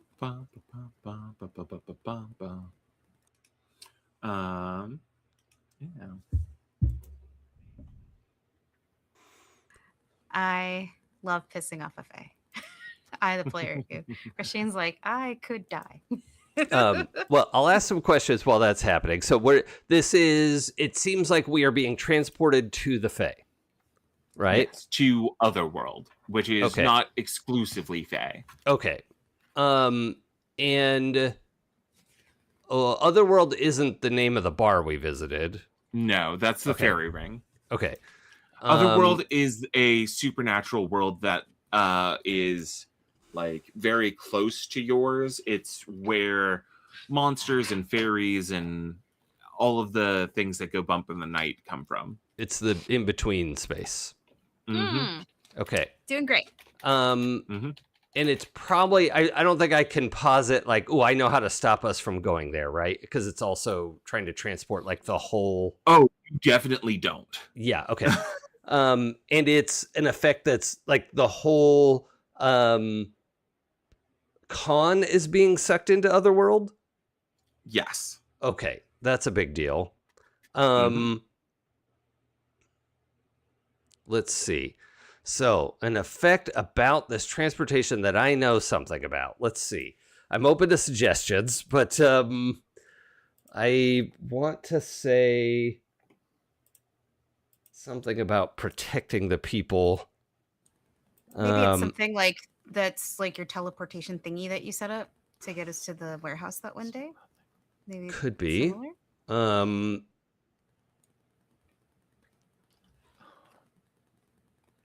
Something about Are you able to hear me? yes. Yes. We can hear you now. Yeah. But you're not hearing us. I guess. Nope. Okay. Well, I'll take that as a no. she'll get it figured out. That's good that I'm hemming and hawing about what to do on my turn for once. So I'm not wasting everybody's time. I feel so bad. I'm not mad when somebody else takes a minute to think about what they want to do, but if I'm doing it, then it's bad. That's a problem. I would say a way to anchor people so you could keep them from getting pulled in, but you couldn't necessarily stop. You could keep some people from being pulled in, but you couldn't necessarily stop the whole convention center from being pulled in. Yeah. Yeah, maybe I could like localize it to try to like narrow the aperture. Like they're gonna get us. That's fine, but I'm trying to shield as many people from getting sucked in as possible. So like I can't counterspell it, but I can down level their casting. I'd say if you can get a 10+ on Unleash Your Powers, you can try and keep it to the local area instead of the entire convention center. Okay, but it's gonna take a good roll. Yeah, that's gonna take a 10 on the dice. I'm gonna try it. This is fine. Give it a shot. This is not the time to give me potential dice. I'm just speaking to my dice for a moment. Excuse us. Just breathe. Just breathe, dice. We want to get potential, but not on this roll. Roll high, dice. Okay, we get it. Okay, I think I'm back. I can hear everyone now. Okay, Yay. great. And we can hear you, but your video's frozen. Oh, well. Hold on. Let me see if I might be able to refresh that on my end. Hang on. We're doing great. Yeah, we're getting there.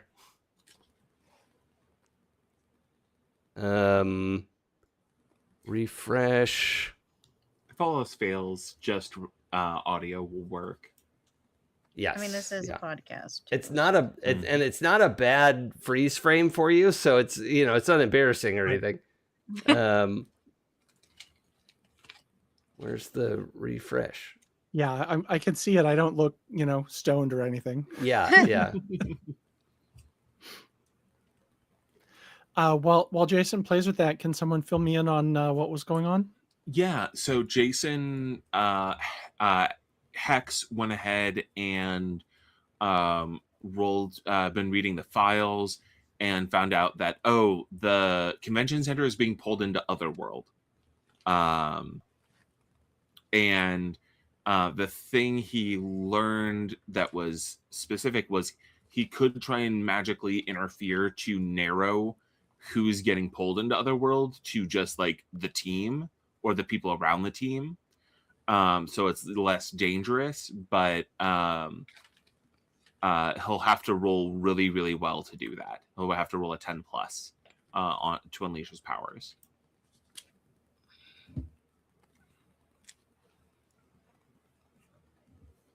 Okay. I refreshed the cache of the page, but it is it's not going to unfreeze you for some reason. That's fine. Shall we get to rolling Unleash Your Powers? Yeah, I'm going to try one other thing real quick, and hopefully it won't blow up the whole stream. 1 second. We're going to find out. Unleash the powers of OBS? Unleash the powers of OBS? Yeah. Roll to directly engage OBS.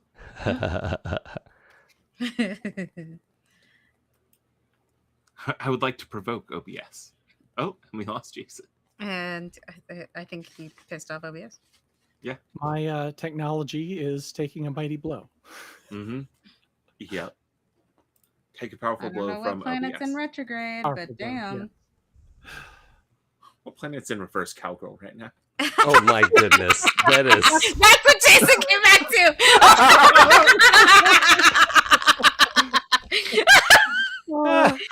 wow. Neon Nights, everybody. Thank you. Thank you. Nice. Okay, yeah, it's just going to be Frozen June. But I think we can still hear you. As long as you can hear me, I think that'll do. Okay. Mhm. Rock and roll. Video settings. The only other thing I can think of is that June needs to refresh one more time, and we don't want to do that. But yeah, that's fine. I've done it a couple of times, and so far, if Frozen Video Frozen Video has been the best outcome so far. Yeah. Okay. So then, All right. Popsicle June it is. So I'm gonna roll for this, and I just have to get a raw 10 because I got +0 freak. And here we go. Woo! Get this bread. I got an 11. Hell yeah! Yeah! I believe in the heart of the dice. Oh, yeah. My GameX Strategicon dice again are good for a. You can sort of see them. Oh, one of them's a little bit green, so it's Yes. freaking out. Okay. Okay. So yeah, instead of the convention center, like what does the spell look like? So normally he like if he was just straight up counterspelling something, he would just like slash his arms through the air, and like try to break the energy up. But in this case, it actually looks a little bit like that dome that we got in episode 1. Where he goes whoop and throws up. We're actually within the dome this time, and the extent of the dome is how far, like everything outside of the dome is not getting sucked in. And he actually wanted it to be a smaller dome, but all the fluctuation of weird energies and stuff is, it's not as small a dome as he wanted it to be. But he's still limited how many people get sucked in. Yeah, you make this dome, and the people pulled in are the 6 of you, the person holding Ro-sheen, and then like as you do that, you see like this mass of crows erupt from the convention floor. Ruh-roh. And pour into the dome and are just like whipping by you. There are claws and beaks scratching, like nothing like super severe so far, but like we're talking hundreds of crows are pouring into this dome. And then boom, the spell goes off. You are standing on the concrete, like carpeted, but the concrete under it convention floor. And then you are in a forest. And there is just like a 30, no, not 30 foot, but like, I don't know, like 50-yard span of convention center. And then outside of that is just this like bleak, dark forest. Just to add some levity to this, did that include the dealer's room? No. Just like the span just outside of the bathrooms, essentially. Oh, Okay. okay. But like it's only us who have been transported then. Yeah. Hex was very lucky and was able to reduce the effect of the spell. Oh my but gosh. Louisa and Sky, like Sky is basically holding Louisa back, and you see her throw the hood that Spectre wears back, and she does something that you've actually seen from an anime. You know how Nightshade pulls a sword out of his arm? She pulls down her sleeve, and there is a tattoo of a claymore. And she grabs it and pulls it, like the blade, the handle comes out of like the crook of her elbow, and then the blade follows, and she is standing holding Louisa, sword in one hand, Mario's younger sister in the other, and is just ready as these crows are just like screaming and swarming around all of you. Incredible. Oh boy. Okay. What do you do? Oh boy. At this point, I think I suit up. Like I don't change into my costume. I look around. If it's just us and we're not in the convention floor anymore, there's not time for me to run off and like switch my outfit. But I'm gonna say that like the pants I'm wearing, they're they're pretty baggy. They've got those cargo pockets. At least my wrist spinnerets are in there, and I'll just slip my hands in there. I'll say And then you had a click. backpack that had your gear in it. Yeah. Yeah. Oh well, I mean, or that. I mean, I can whip it like down in front of me and just put my wrist ones on at the very least. Like, I don't know if I necessarily want to put my ankle ones on, and my fourth one is destroyed. So I You've think had what I time to did is, rebuild it. oh, I have had time to rebuild it. Okay, all right, I appreciate it. Thank you. Yeah. There's not like lasting like mechanical consequences. So I think you've definitely had time to rebuild. Okay, all right. I'm gonna say maybe that one is just a little shorter than the other ones. Mm-hmm. So I've repurposed like my back one for Mm. one of my other limbs, and I'm switching that one onto the back. Cool. But again, I only have I'm gonna say that I only put my wrist ones on, and then I'm gonna save the rest for later if there's a good moment for it. Nice. And I just kind of stand ready for action. Like what? So actually, Vixie Ro is Yes. still right by this other person, right? Ro is held by the other person as they were holding on to Ro-sheen's arm. And Ro-sheen, like, once they're like, she knows what's up. Sky has versed her on the lore, so she knows that she's in Otherworld, I would assume. And she's hyper wary because clearly this person is from Otherworld. I'm not 100% sure that Ro would know that they're a fae. Is that something Ro would be able to tell, like, off When they started appearances? talking, you noticed an Irish lilt, Great. Okay. similar to yours, which Right. definitely you're like either this is an Irish something or Mhm. probably a fae. Right. Okay, cool. So then that puts Ro on guard, and she's like, what do you mean the last? You said if I say anything, everything would burn. And I didn't say anything. I just fell over. And the puka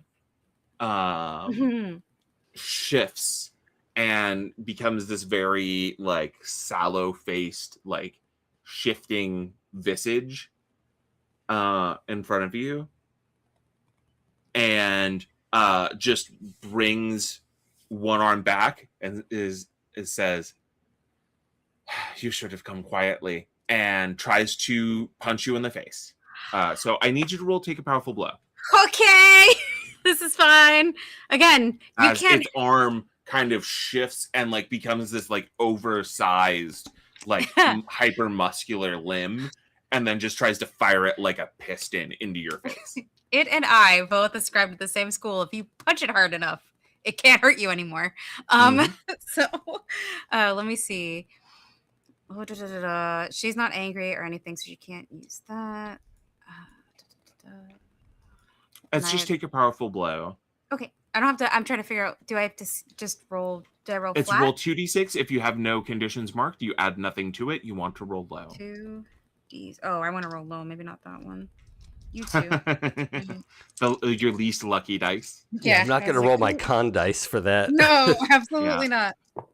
They've been so good to me. I rolled the 2 dice that rolled like shit, and guess what I got?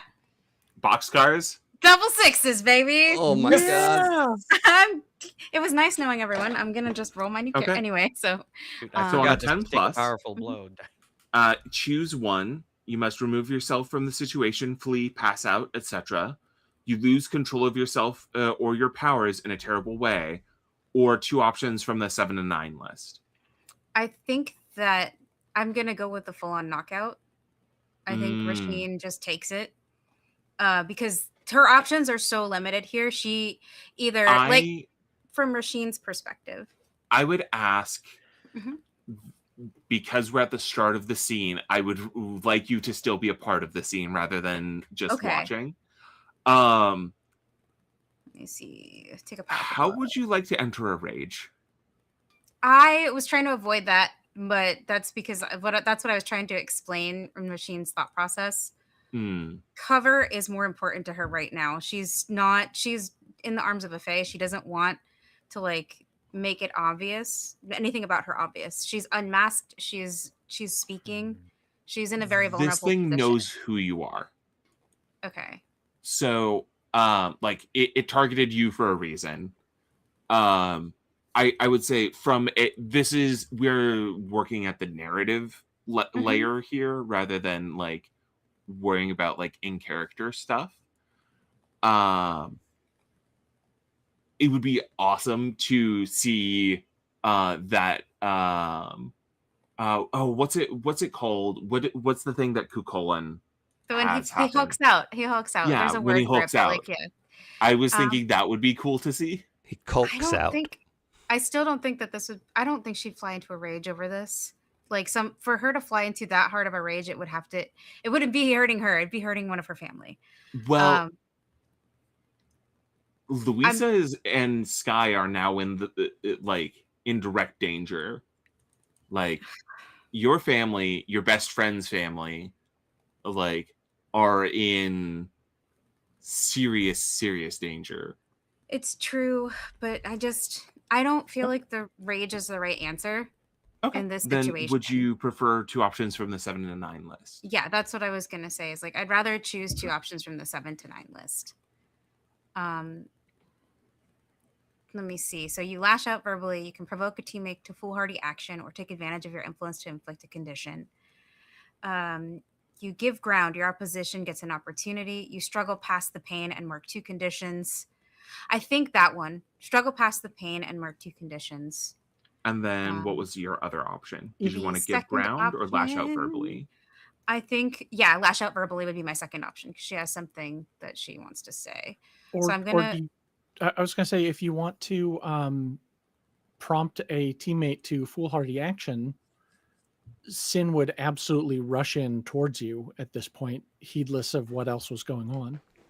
It's true, but I really have something that Ro-sheen wants to say. Okay, fantastic. Which is why I want to lash out verbally. And so first I'm going to mark my conditions. I think angry's the first one. She is mad now. Like, you pissed her off. Good job. But I actually also think she's back to afraid as well, because she has no idea what this Fae wants with her specifically. Like, clearly, if we know, she knows, it knows to, like, she knows. So it's easy to tell that this thing knows what I am, like who I am. Okay.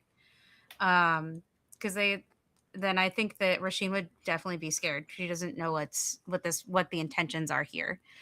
And I think so basically she takes the powerful blow. Sorry, let me have to reread what this does. So he hits and he's striking her in the face. Am I correct in that? Yes, she. Oh, sorry, they're striking her in the face. It is a lady puka. Yeah. Lady puka punching you in the face. Okay. So, and I think Ro-sheen takes the hit. And like there's that anime like gets punched across the room where like there's like earth gets churned as she is pushed backwards from the force of the blow. She has tried to block, but it's maybe not enough. I think that when she moves her hands, her nose is bloodied a little bit because it's kind of gotten through her block a little bit. And she's afraid, but anger is the warrior that we call upon to hide those emotions. So afraid first, angry to protect herself, and not show that fear. Was raised as a warrior, and she says, if you're gonna hit me, you might as well make sure you kill me first. Nice. Oh yeah. And who are you provoking to foolhardy action? I think at that point, inflicting a condition on. I think at that point, if we're provoking to foolhardy action, because she's taken the blow, and she's done those 2 things. That's why I was like, if we want to do the 3rd thing, then Cynn is welcome to act. Okay. Or whoever wants to act. So you gave ground and did the thing. Yeah. Okay, you gave ground. Perfect. That's what I was saying. My apologies. I was thinking the words were provoking, and so I was like, yes, awesome. What part of that was provoking? Oh, none of it was provoking. Cool. Okay. Sorry, I am tired. We all are. So, yeah. I blame WorkCon. Yeah, OrcCon was great. I still have not recovered. Same. Yeah, and yeah, the Fae kind of like shifts back into a more normally proportioned humanoid and goes, "Oh dearie, I was told to take you alive." Oh shit.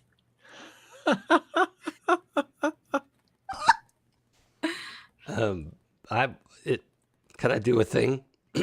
Of course. I just want to have a like that's never gonna happen. And I would like to roll to defend, like just to knock this puka off of her and just get in the way to defend Iron Aw. Valkyrie. Oh. Yeah. Go ahead and roll plus savior. Okay. Oh, you've wow, entered combat against a dangerous foe. Oh yeah. Surprise! Yay! And my Roll shitty dice initiative. rolled well, so I was out here, I was trying to get an advancement, but I'm never gonna get one. Are you the leader? I think so. All right. Do you have influence over everyone? I don't. No, hold on, double I think checking. you do. No, I am influenced okay. by everyone, but I don't have influence over Cynn. Over me. Yep. Mhm, correct. Okay. Oh, this says I do So- have influence over Mario. Oh, Okay. really? I thought I canceled that. Oh, could be. I can delete it. Everyone has the same purpose, so that goes up to 3. Nobody seems to mistrust you. I don't think you were prepared for this, so I'm gonna reduce it by 1. So you're at 2 team. Yeah, we're definitely off guard for sure. Mm-hmm. Okay. Yeah. So you rolled to defend. How did that go? I actually got an 11. Good grief. Yeah, I got a 9 plus 2. So Nice. I'm going to yeah, on a hit oh yeah, it costs you. Oh, but it's not a 7 to 9. Mhm. So I guess that's it, right? You keep them safe. You can add a team to the pool or take influence over someone you protect. Oh, clear right. condition. Okay. I already have influence over. Ro-sheen's the only person I have influence over. I don't have any conditions, so we'll add one to the team pool. Awesome. So you're up to 3 team. As I see this unfold, anybody mind if I take the next stop? Next moment. for it. Yeah, one thing does happen. Oh, sure. After that, crows start pouring in, and they are going after Sky. Shit. Oh, shit. And she is like ducking and weaving, but she is being slowed down because she is like staying in place to protect Louisa. And so her blade is just spinning, and there are feathers flying just everywhere as she cuts through these almost like shadowy crows. And yeah, just like is cutting down one after another, and they just kind of like melt into murk and smoke. And she's just like, stay behind me and do not run. Okay, that changes things a little bit. So well, actually, first of all, I yell out to you, Cal. I say, Cal, can you get us out of here? Not yet. Okay, because like to my knowledge, you cast a spell of some kind. So if anybody's going to be able to like get us back to where we, to the real world, quote unquote, I'm thinking it's probably going to be you. I was initially going to try to I was going to run to defend Ro, Mhm. because I saw you take the hit, and I was going to use my strengths to kind of like drag you back to where everybody is. But now that I see Sky and Louisa being threatened, I know Sky said don't run, but I'm wondering if it might be useful for Louisa to be out of that situation so Sky doesn't have to worry about protecting her. I think like I don't think I've ever seen Sky in action, and Mm-hmm. as Lou's big brother, I think my first instinct would be to like get her close to me anyway. Mm-hmm. Can I see Lou? Yeah. I Yeah. can. You can see Okay. everyone in the space. There's just crows everywhere. Okay. So you know, I don't know if this is necessarily the best choice, but I'm going to thwip my two strings towards Lou, and I'm just going to quickly project to her, sis, I'm going to grab you. I'm going to try to get you out of Sky's way, and I'm going to flip my strings over and then try to drag her over to me. Okay, go ahead and roll defend. Okay, all right. Let's see. So I get to roll plus savior, Mm-hmm. and my savior right now is +1. Let's see, Nice. which dice am I going to use? Let's use these. You know what? I just made it. It's a 9. Nice. So let's see. Does anyone want to assist to make it a 10 plus? Ooh. Do we want to Or burn a you team don't for have this a. one? It wouldn't actually make much sense to add a team, because you can just a 10 plus can let you add more team to the pool, so you can spend a team to add a team. Which is a net nothing. Or you could clear a condition or take influence. You could take influence over Lou, who you already have influence over. Yeah, So no, I think let's save the team for something, because we're at what, 2 Yeah. team right now? Yes. no, 3. 3? team. Okay. Oh. No, we let's added a team from a defend roll. Yes, but let's we spent one earlier, so we Yeah. should be at 2. I factored the math. It should be good. Okay. Okay. I have her counted. I think let's just save the team. I'll take the regular hit. And Okay. let's So see. you need to expose yourself to danger or escalate the situation. That's Okay, the other thing. sure. Savior for NPC. I'm going to say that so my strings lash out and they grab Lou. I quickly like yank her towards me. And I'm gonna yell out, Sky, one less thing for you to worry about. I'm gonna put Lou behind me. And Mhm. I'm gonna say that if anything, I'm in full view of like the crows that may have been trying to assault them now. Oh yeah. No, you get swarmed with crows, Okay. and I want you to take guilty as like you've gotten your sister into this mess. Yeah. Yeah. And as crows just kind of are swarming around you. Let's Okay. see. All right.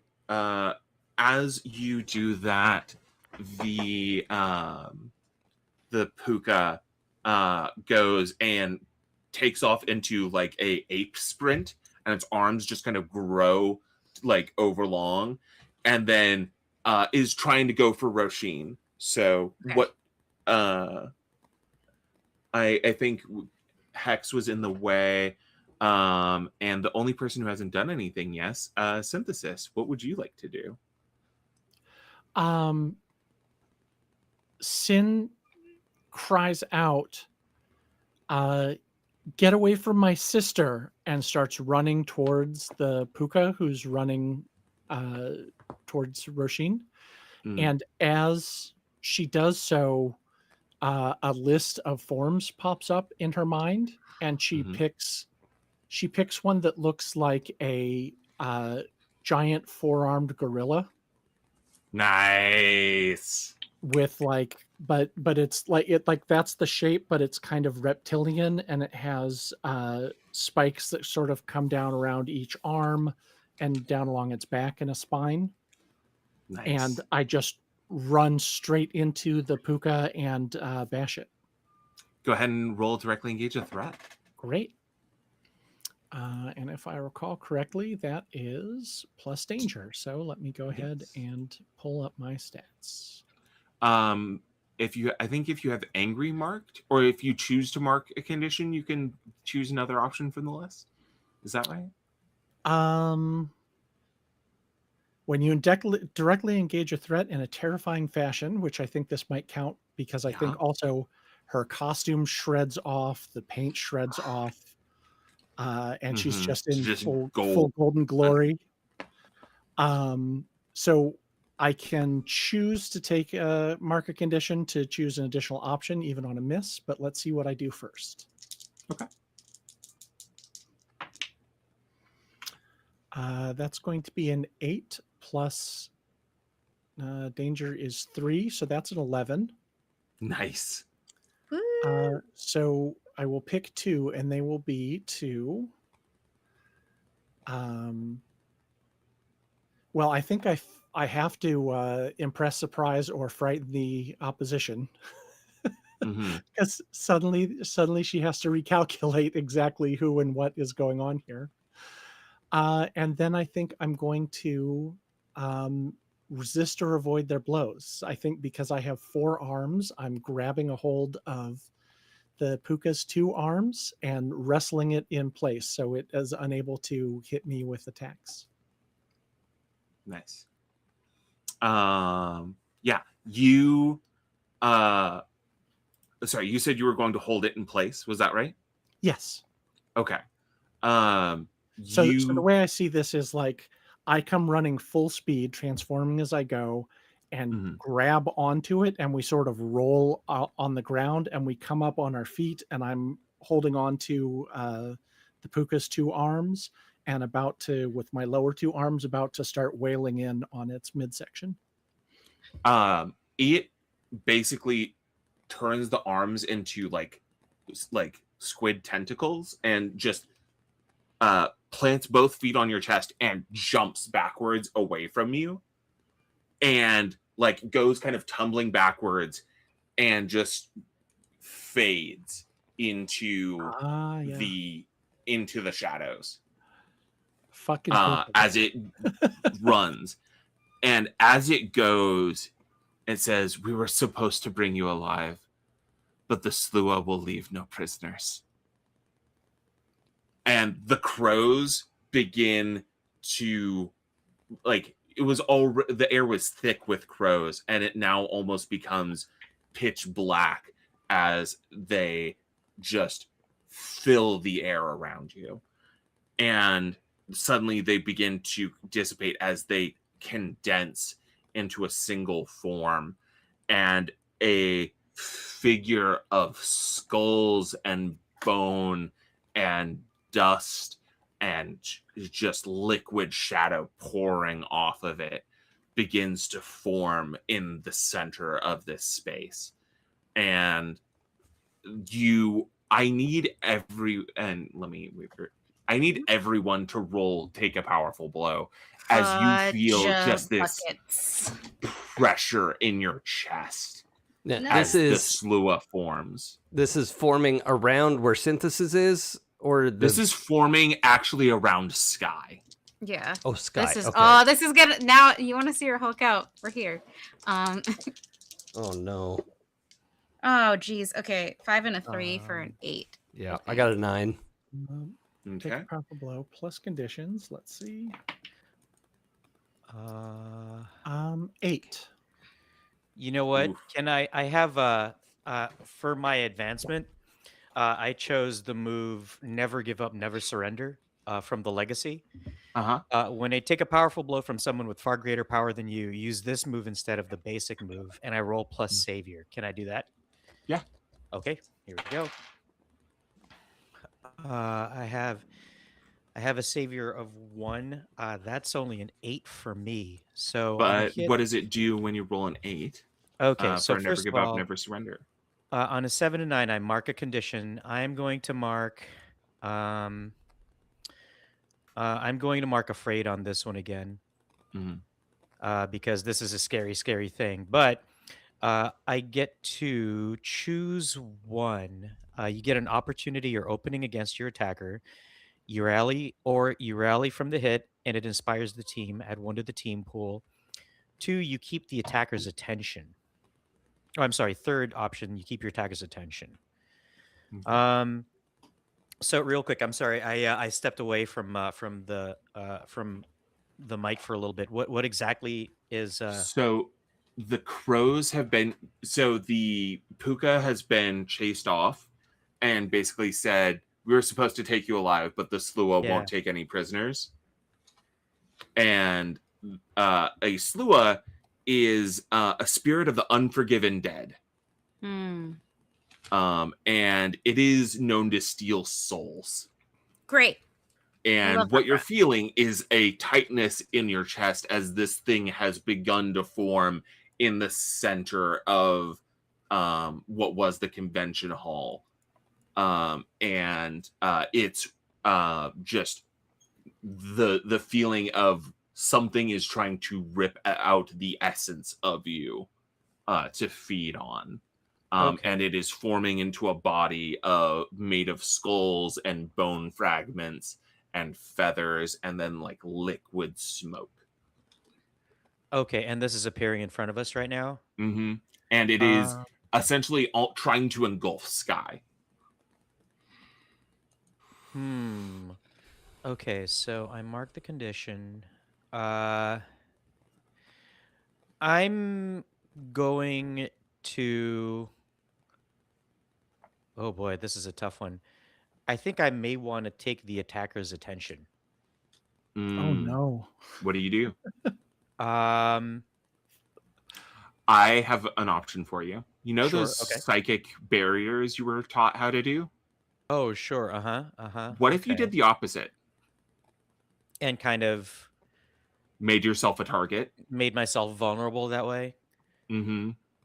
Yeah, I think I don't mind that. I think if this thing is trying to uh suck out souls, um as since I marked afraid, as the fear kind of wells up in me, all of those things that we'd kind of gone through that were, life-threatening, dangerous moments, they start welling up inside.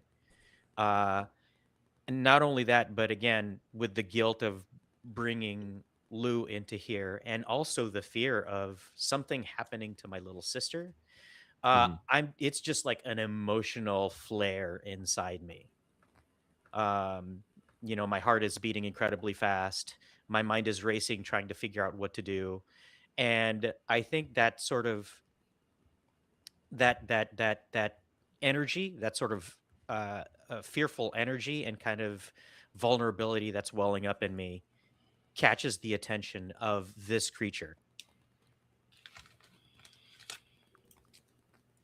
And you see the head kind of whip over, and what's been kind of just this pile of feathers and bone, a limb crashes out of it and digs into the concrete, and then a second arm lashes out and it drags itself larger than the pile that it is out of it like a portal almost. And it stands easily 12 feet tall, just coated in black oily feathers and with just this hideous mask of a face, with like these just like cracked black lips that seem to seep black blood, and it looks directly at you.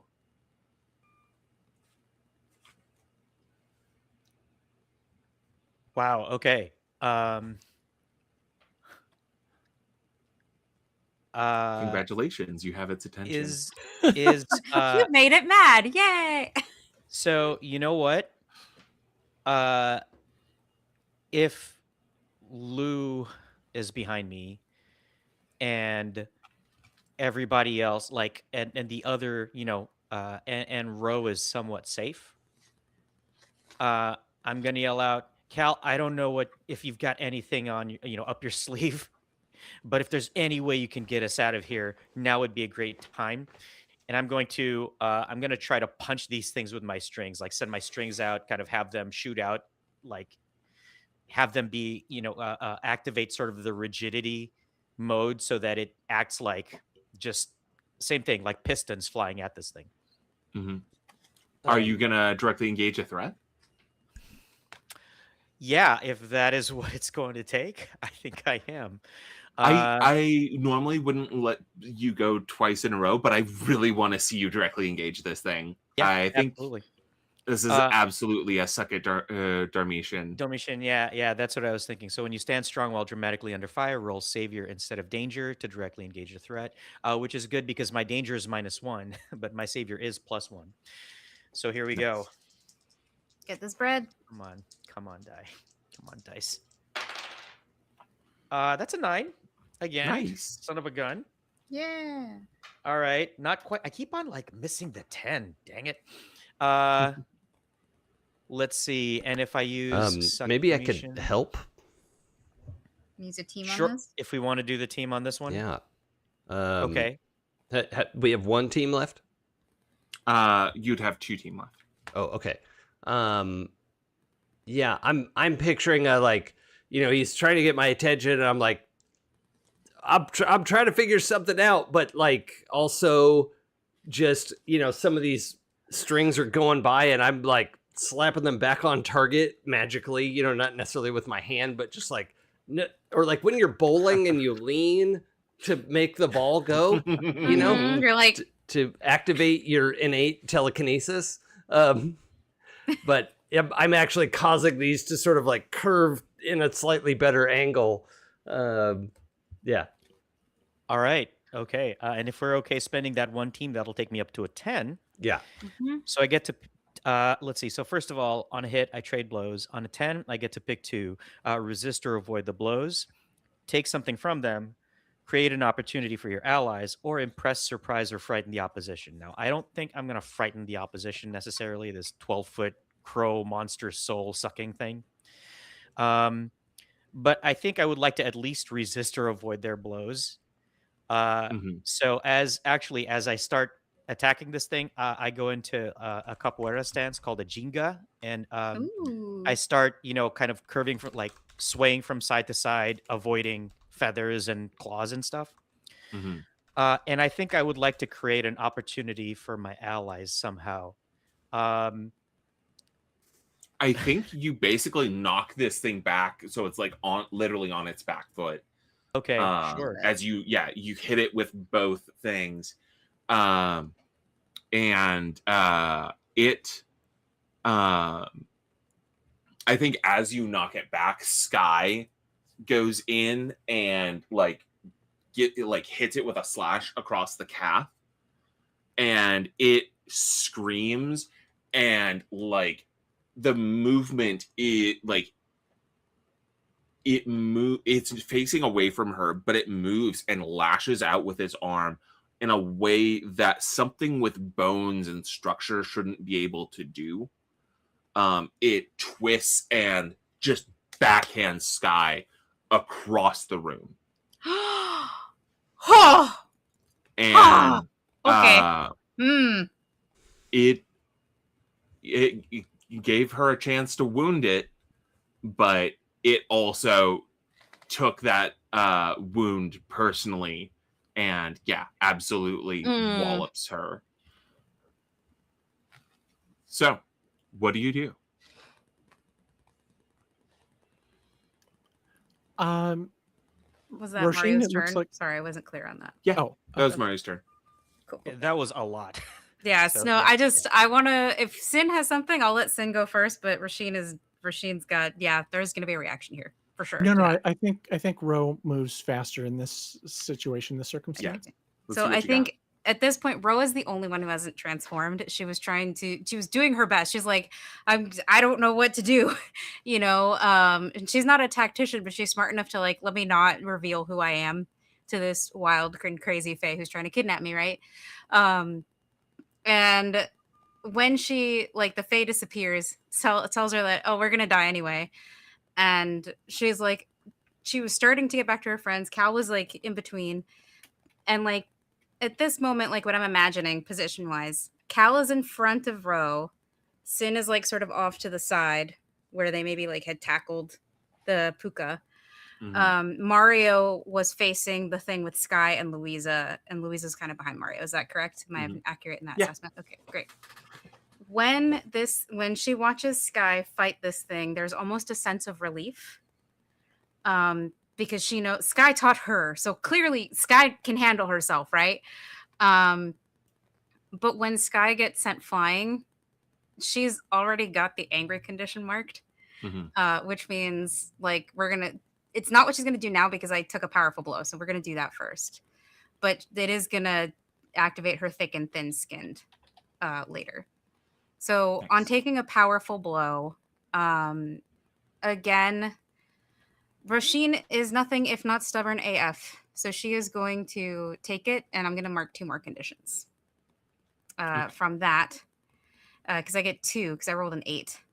And I think she is going to lash out verbally, but as a precursor to what she's going to do next, which obviously I'll have to wait a turn, but hey.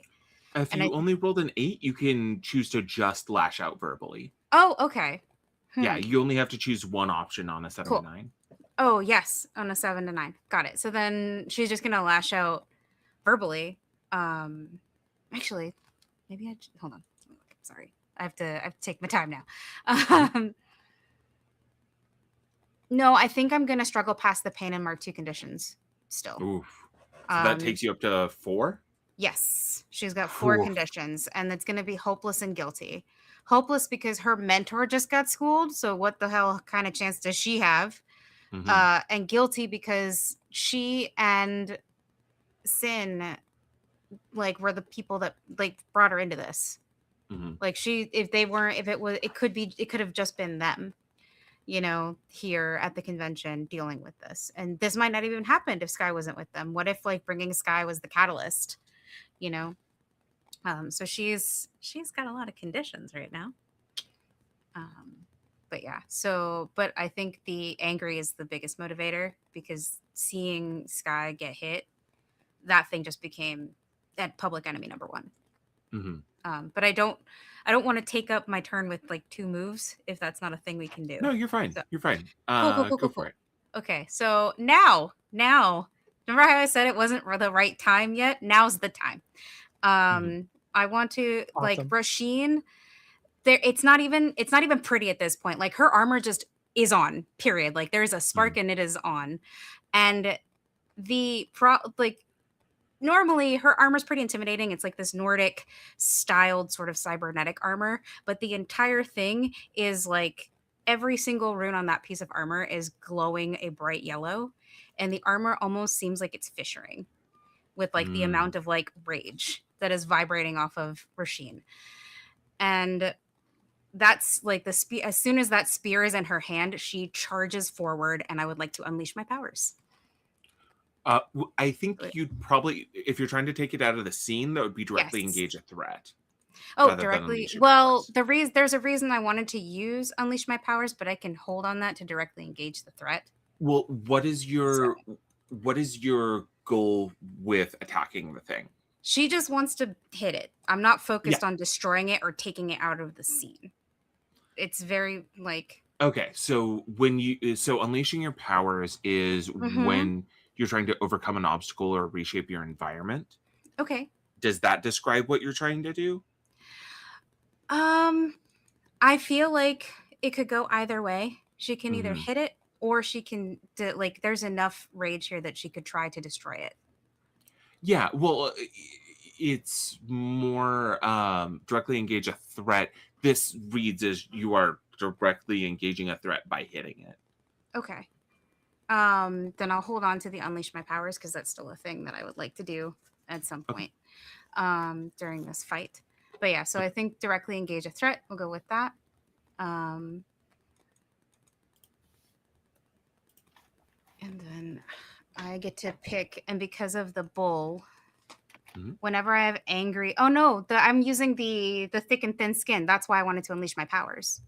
Okay. Whenever you have angry mark, take +1 on going to unleash my powers. Okay. So am I just going to hold on to that then?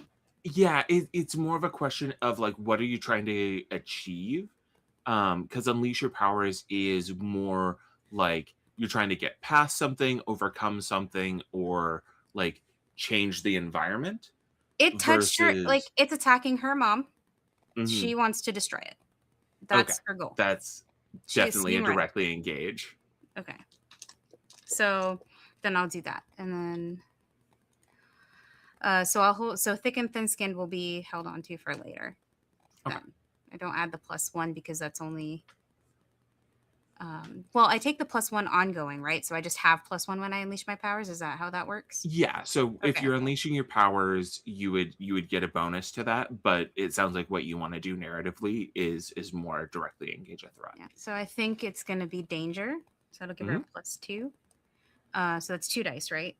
Yes. And then is that 2 dice to start or 2 dice in addition to the dice? It's always 2d6, and then you Okay. just add a static +2 to it.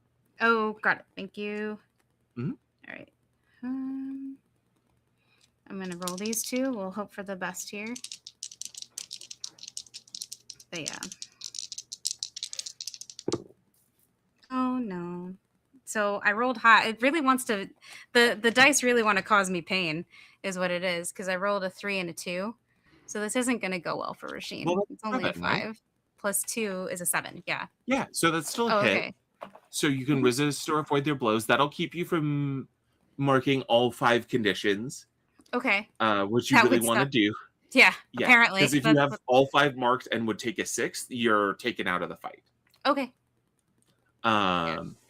But yeah, what does it look as you look like?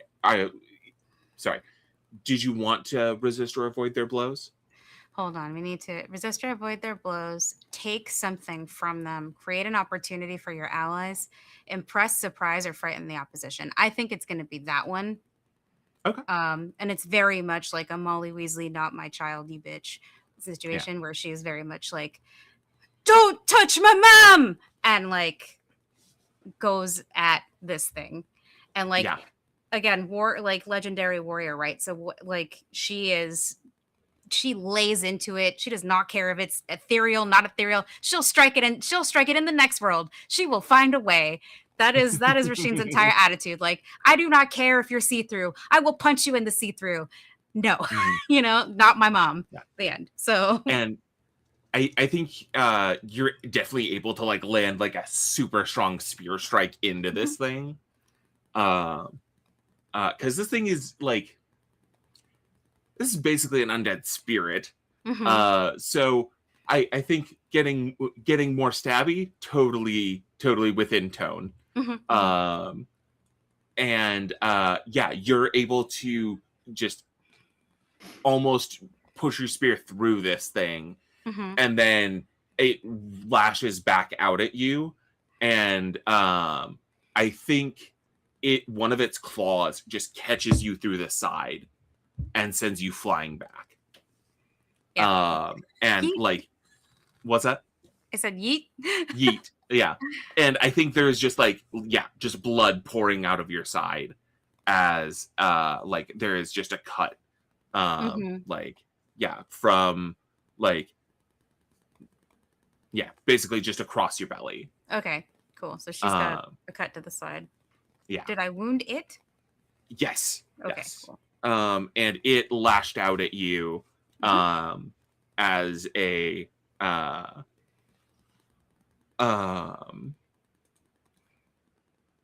basically instinctive pain response as your magical spear just impaled it.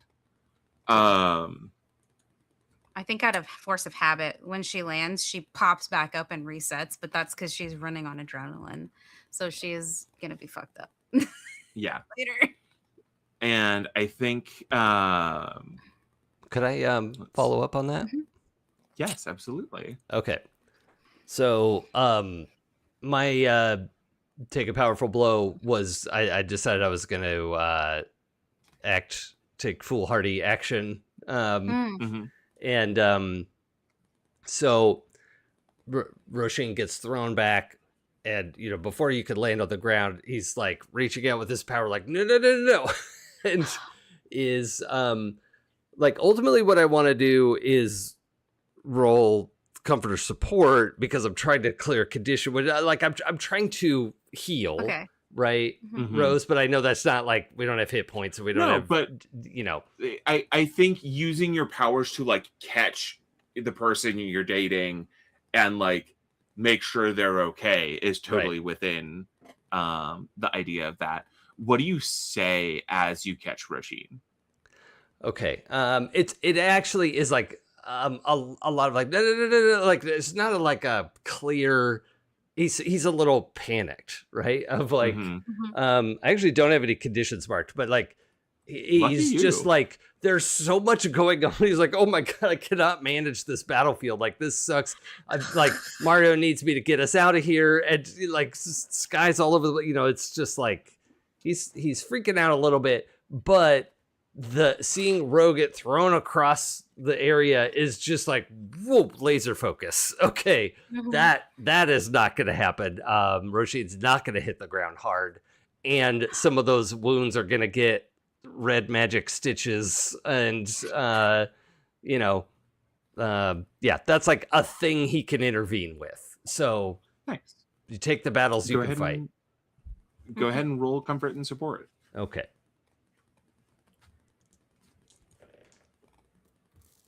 I got an 8. Hey. Okay. So on an 8, what happens? On a hit, they hear you. They mark potential clear condition if they open up to you. Okay. So there's this moment of Hex catching you and like taking a moment to try and stitch you up, make sure you're okay. And he's just like, whoa, whoa, whoa, whoa, wait. Kind of like very much in a rush, trying to make sure you're okay. How do you respond to that? Oh, and if it's okay, Vixie, a lot of his magic is sort of that like like purpley red, kind of pink, depending on it. But like I'm picturing this like stitch that sort of looks like it's a tattoo where the claw got you. And and it's like and it's like animate, like tightening up to sort of pull the wound closed. Okay. Is that all right? Yeah, that's fine. All right. I would say that like maybe some of Ro-sheen's own innate magic like kind of gets like mixes with it, and just not for this is purely flavor. It doesn't do anything, but it becomes like a floral motif almost, like a vine. Yeah. Little leaves coming off of it. And I think that you do have influence over Ro-sheen. So if you're like, I know we have those like communicators that we normally use. I assume we're all wearing them.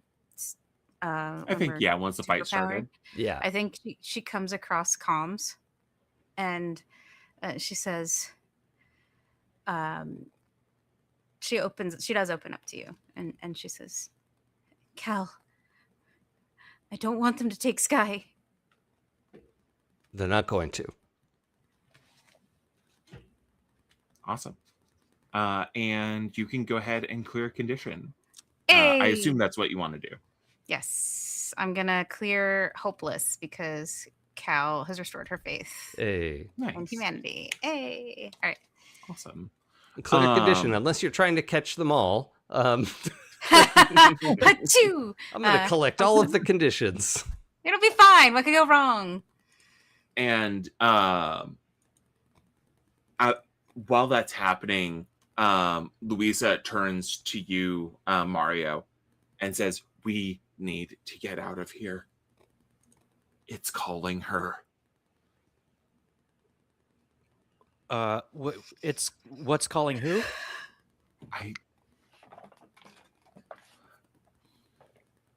They just call her the Great Queen. And Louisa is actually like saying this, right? Mm-hmm. Okay. I as I ready to, send my my spinnerets out again, I turn to you, Cal, and I say, Cal, there's something big that's gonna happen. Something's oh gosh. Something's coming, and if we don't get out of here, it's gonna be really bad. Great. Okay. And just as a response, I'm like, all right, y'all try to cover for me. I'll figure out how to get us back. Okay. And Mario and Synthesis, who of you wants to go next? So hearing you call out, I will say, I'm on it. and I am going to leap on the back of this thing and just hold on with one set of arms and just start wailing with the other set, like That's using awesome. the spikes. Hell yeah. Oh yeah, Just right. going to town. Awesome.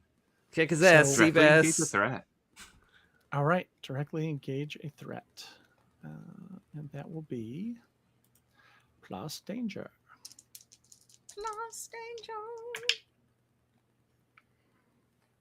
Wow. Oh no.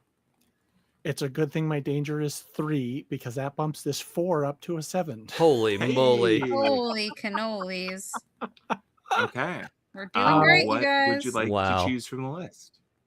Okay. Roll plus danger on a hit, trade blows. So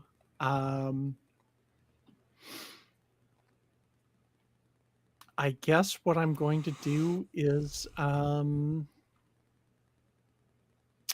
create an opportunity for my allies. So as I am just wailing on it, I think it attracts its attention, and it's sort of, if you said it's sort of boneless and amorphous like, that maybe it sort of switches and from me being on its back to being on its front, and it starts to attack me back or stop me, putting its back to my allies.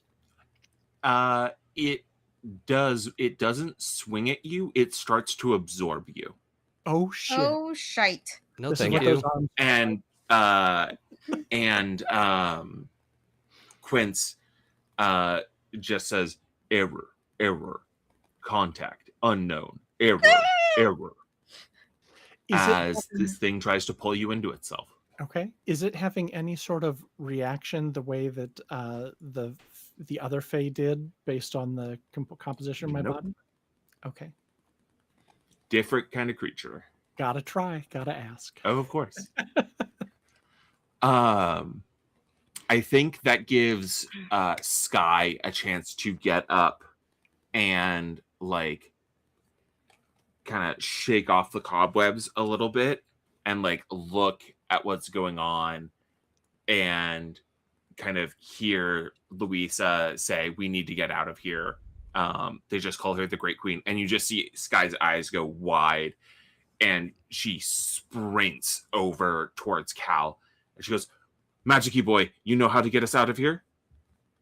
I think I could figure it out if I get a minute. And she goes,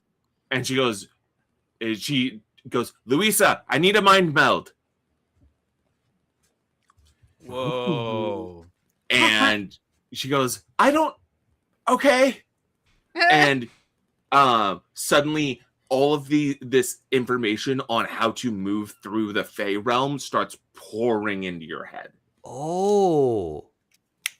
Shit, that's cool as hell, Rose. Yeah. Let's get this bread. Hell It's like yeah. the Matrix, but magical. I know Before Kung we- Fu. Actually, you know what? I took a couple of turns last time. If you want to kind of call me occupied right now, I'm totally No, fine moving it up. If you want to help, what would you like to do? It was more that was like an interstitial. Sure. Okay. And then I wanted to give you a chance to go. As I see Cynn being absorbed into this, there's just something inside me that clicks, and I look this thing in the eye and I just yell out, "What the hell do you want with us? What the hell do you want with her?" And I point to Iron Valkyrie. And can I pierce the mask of this thing? Yes. Okay. Let's go. All right. So I get to roll plus mundane, which is pretty good. I think my mundane is currently +3. 9 on the dice, so that's +3. So that's a 12. Damn. 10 plus, I get to ask Three three questions. questions. Holy smokes. Okay. So first one I'm going to ask is, what are you really planning? And that is more like, why do you want Ro-sheen? To amass power. Okay. What do you intend to do with her? Is my second question. Take her to the queen. Okay. All right. And My last question is going to be. Oh, this is a tough one.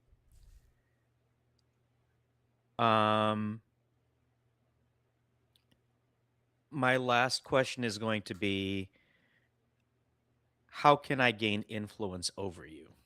Over the Slua? Yeah. I'm gonna say I don't think that's actually possible. This is not Okay. necessarily a thinking thing in that Okay, context. I gotcha. All right. Yeah, Can I choose a different question then? of course. Okay, then I'll say, how could I get your character to send this to bring us back to our world or to release us back to our world? Ooh. It can't send you back to your world, but if it's hurt bad enough, it won't be able to pursue you. Okay. All right. Um, then in that case, knowing what I've found out, I'm gonna yell out, "This thing's not gonna stop chasing after us," and nobody's here to hear it. No crowds or anything. But I'm gonna say, "Neon Knights, let's light it up." Yes. Hell yeah! Fallout Love voice it. starts playing in the background. Let's go. Yeah, light it up. That's great. I'm on fire. All right. So what do you do? Do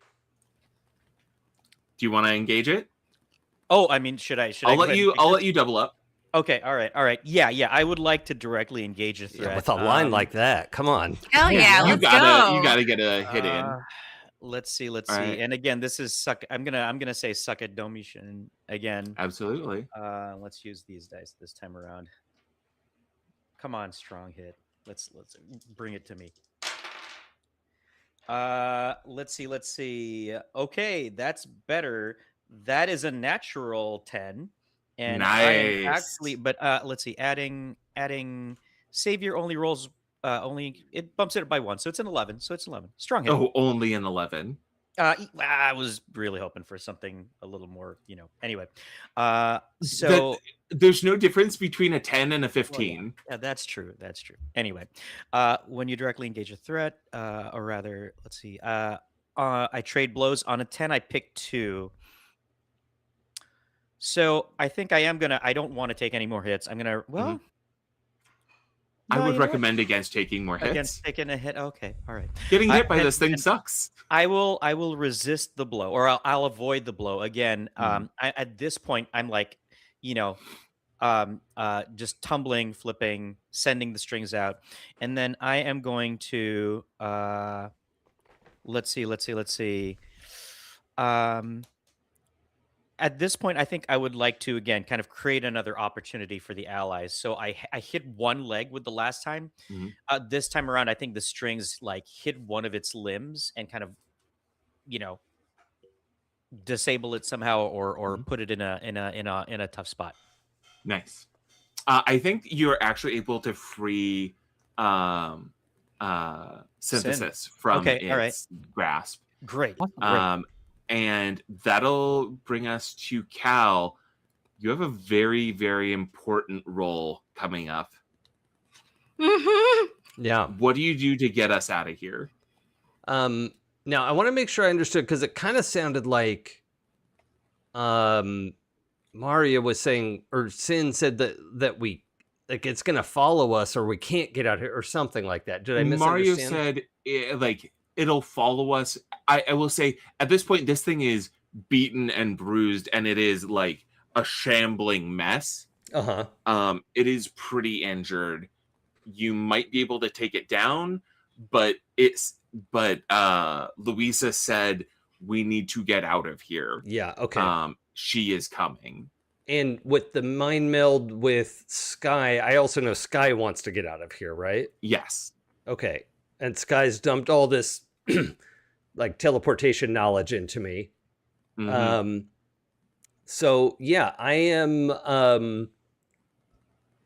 arms spread wide. It like normally this would be a very precise, trying to draw the runes and everything, but I'm like throwing lines of light out to draw this enormous sort of teleportation rune that Mhm.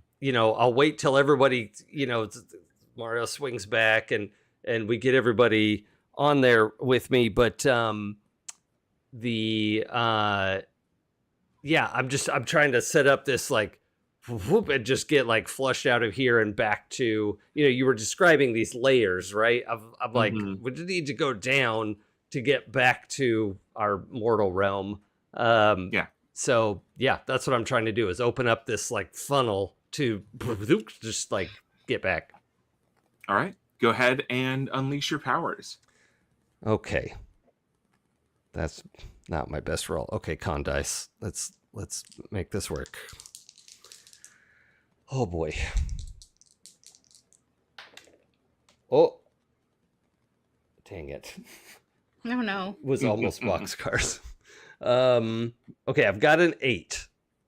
Okay. You can mark a condition, or it can be a temporary solution. No, I think I'm gonna mark that condition. Well, do we have any teams left? You're not able to spend 2 team. Yeah, at the I'm same down time by unless you have a 2. move. Okay, Yeah. never mind then. Yeah. Let's see. When you're not the math queer. No. I only know because I've been keeping track on my notes doc. Yeah, I'm gonna. Well, yeah, this is pretty fucking scary. So afraid is the right Nice. answer. And yeah. And I think Sky like scoops up and is just like carrying Louisa. And you have a moment, Mario, to swing back into the circle. Same with Synthesis. You can, run and jump into the circle. Iron Valkyrie, you can, leap and jump in, pulling your spear to you, teleporting it to you mid jump. I would like to do something, but I don't know. If we're Okay. leaving combat, then it might not be a thing. But Yeah, I have one more thing I'd like to do maybe as well. Mhm. Oh yeah, hit me up. What you got? Would you like to go first, Cynn, or do you want me to go first? I think that mine makes the most sense in terms of what's going on. So I Mhm. would like to actually make one more attempt to directly engage a threat Okay. as I'm being pulled away by Marionette's strings. Do the 2 of you want to do a team move? I mean, we can if you go. Okay, both Sure. of you roll directly. Roll 1d6 for directly engage a threat, and then what are your respective dangers? Well, okay, maybe we don't want to do a team move because I am really determined to unleash my powers, and if I don't Okay. get to do this, I'm gonna be real Oh, upset. okay. How Like- would you like to unleash your Oh, powers? great. Okay, but that's why I wanted Cynn to go first, because this could very well. Róisín's not playing. Róisín's destroying this thing, so that's why I Okay. was like, if you have something you want to do, Cynn, I prefer that you do it first, so that like I'm Okay. not in the way of you if you wanted to do something. Okay. What I would like to do is you had described that its face was mask-like. Is it actually a mask, or is it just like the face doesn't move? It looks almost like waxy papery. Like it has a face that looks unnatural. And almost like not artificial, but it looks like it was made out of something almost. Okay.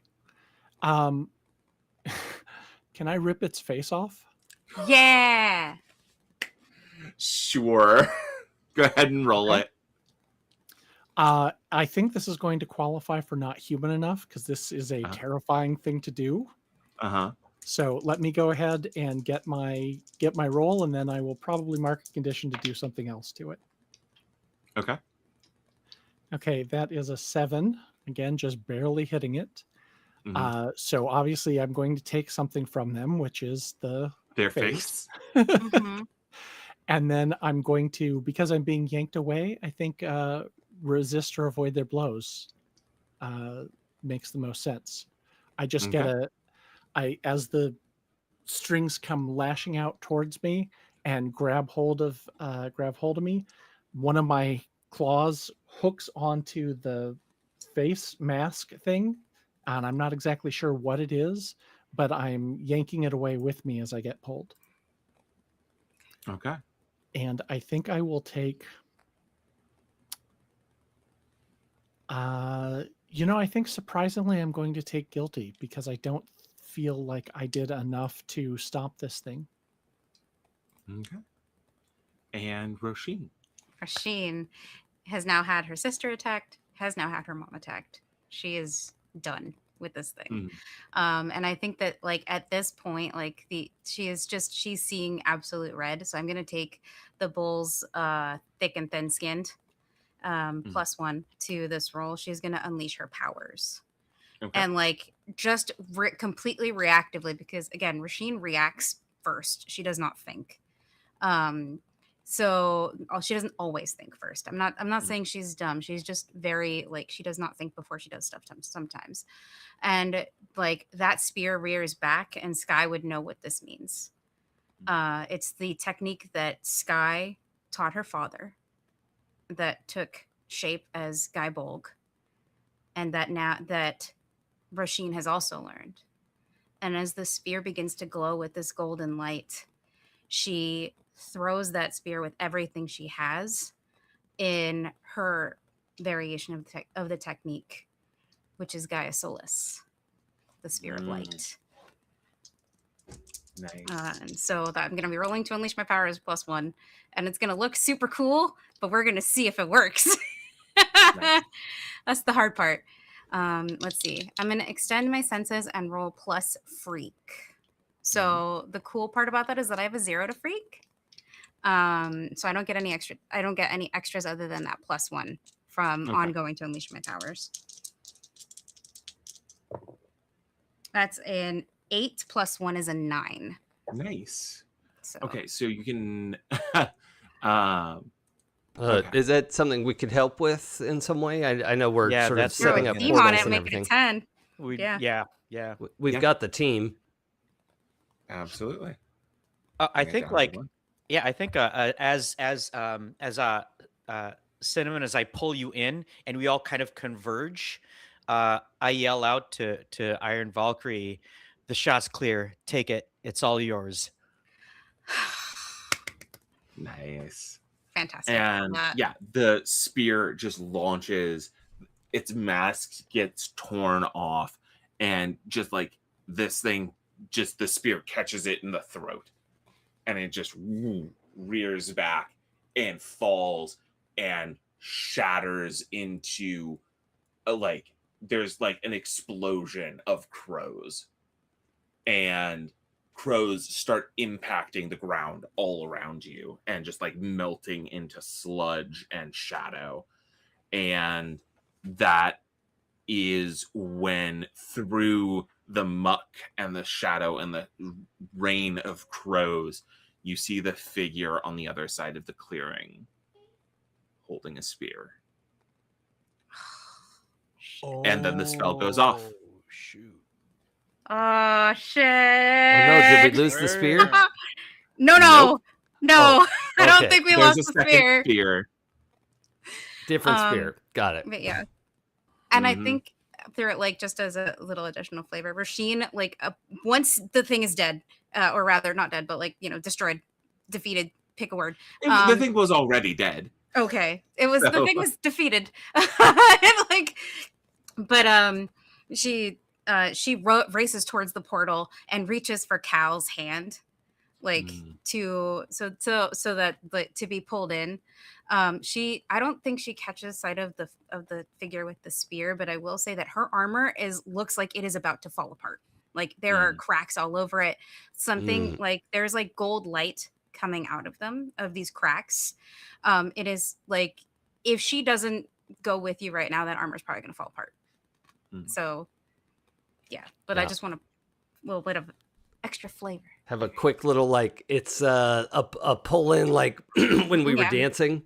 Yes. Yeah, it's almost like an identical move where like Mhm. Yeah. you grab Ro-sheen's arm and like pull her in, and she spins into you. Pull her close, and then we just sort of like scuba back fall into the portal. Mhm. Yes. Yeah, and the convention floor, just like if you've seen like those gravity examples where you've got a star in the center and how that pulls gravity down, Yeah. Mhm. the center of the room just drops like that into this black hole as you all fall through and you go tumbling into the not space in between worlds. And there's this rush of lights and sensations, and then boom, you're back on the floor of the convention center. I think that Roisin is holding on to Cal like a lot. She doesn't have to hold on to Cal, but she is holding on to Cal, and she's physically shaking. Like you can feel like the shaking that's coming off of her, not from rage. Like this is actually like, you know how like when all the adrenaline drops and you're like, Yeah. oh, I could have died. Yeah. Ha! That's where she's at. And I will just as a out of game. I forgot to send a time check, Rose, but we are a little Oh, over God. time. So When did that happen? yeah, sorry, I forgot to do that because I was also excited about what was happening. I was like, oh God, it's 2:10. And I think that's a perfect time to wrap things up. That was a perfect button on our session. Were there any final thoughts or things you all wanted to say? Whew. Wow. Yeah, not yet.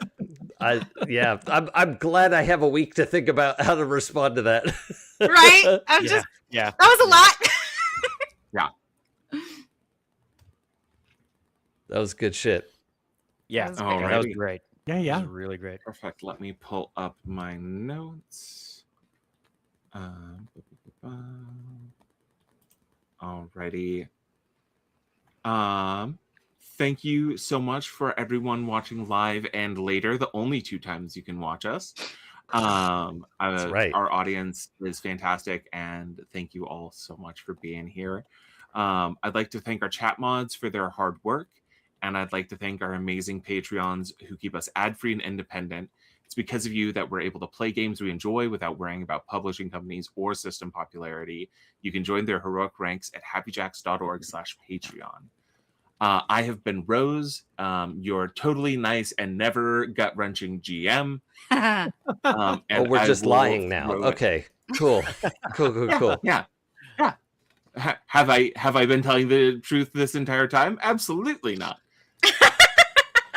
All right. Cool. Yep. Vixie, if you Yes. would introduce yourself. Hey everybody, my name is Vixie Bell and I've been your friendly neighborhood player here at the Happy Jacks table. Thank you for having me. I've been playing Ro-sheen, pronoun she, her, the Bull Playbook. And as we've seen, some crazy crap is happening.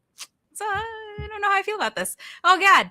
Anyway, you can find me everywhere on the interwebs over at Vixie Bell Cosplay or over at the Pocket Dragon Pub, where I sometimes run, play, and produce games. Right now, we are doing a wonderful run of Good Society known as The Secret Ways of Love and Magic. So if you're super into romance and you like Bridgerton, tune in Fridays at 8 p.m. when we normally screen the show. But yeah, and that's everything I've got. Well, for more of what I've got going on, please log into my social media. I do a lot, and I don't want to make this my swan song, and then no one else gets to talk. So I'm gonna popcorn it over to Jason. Okay. Hi, I'm Jason. You can follow me on Twitch and Blue Sky at It's Probably Okay. I stream on my channel. I stream here. Also, Sunday nights at 5 p.m. The Astral Circus is still going. We've got a few more episodes left. We're on the mission to save Karlak's heart and get it back to her. So it's what could go wrong? Everything's going well. We're just in hell doing jobs for Mephistopheles, and it's As everything's one does. great. That's the important takeaway here. Yeah. So that's it for me. Jay. Hi, everybody. I have been Jay, and I've been Mario, the Marionette. Glad we survived that little encounter there. lot of ways that could have gone wrong, but I feel like Yep. the dice were with us this time around. You can find me at Transplant Asian on Instagram and at JAfrica pretty much everywhere else in the socials. You can find me tomorrow at the Alamo Draft House in the Mission District of San Francisco, where I'm running a D&D sort of character speed dating adventure for their So Dungeons and cool. Draft House event. I love it. And what was that? I just saying I love that. Yeah, that's so cool. Yeah. It's a fun adventure. Very, very fun adventure. You can find me at the end of April on the D20 cruise out in the high seas, where I'll be running games for the D20 cruise there. And then next month, I think third or fourth week of April, I am releasing not just one, not just two, but 3 new D&D adventures for the D&D Adventurers League. Those will be on the DMs Guild. Follow me on the socials to, see where that's going to be available and for links and all that fun stuff. But yeah, that's it for me. And of course, find me here at Neon Nights, Saturdays 11 a.m. Pacific time. And I will go ahead and kick it over to June. Hi, everyone. You can't see me, but I am waving to you. I have been playing Cinnamon Stevens, a.k.a. Synthesis. That is the transformed playbook. And I've had a wonderful time today, and I'm looking forward to it. She and I both use she, her pronouns. And as I've stated before, I don't really have much of an online presence at the moment. You can find me on Blue Sky or Twitter, because, that's what I'm going to call it, which is ironic because reasons. But in any case, look me up if you want. I'm not very prolific, but it's a chill hang. Otherwise, I'm a digital cryptid. See you next time. Alrighty. Thank you, everyone, so much for watching. We will be back here next week at 11 a.m. Pacific for our next session of Neon Nights. Have a great day, everyone. Bye. Bye.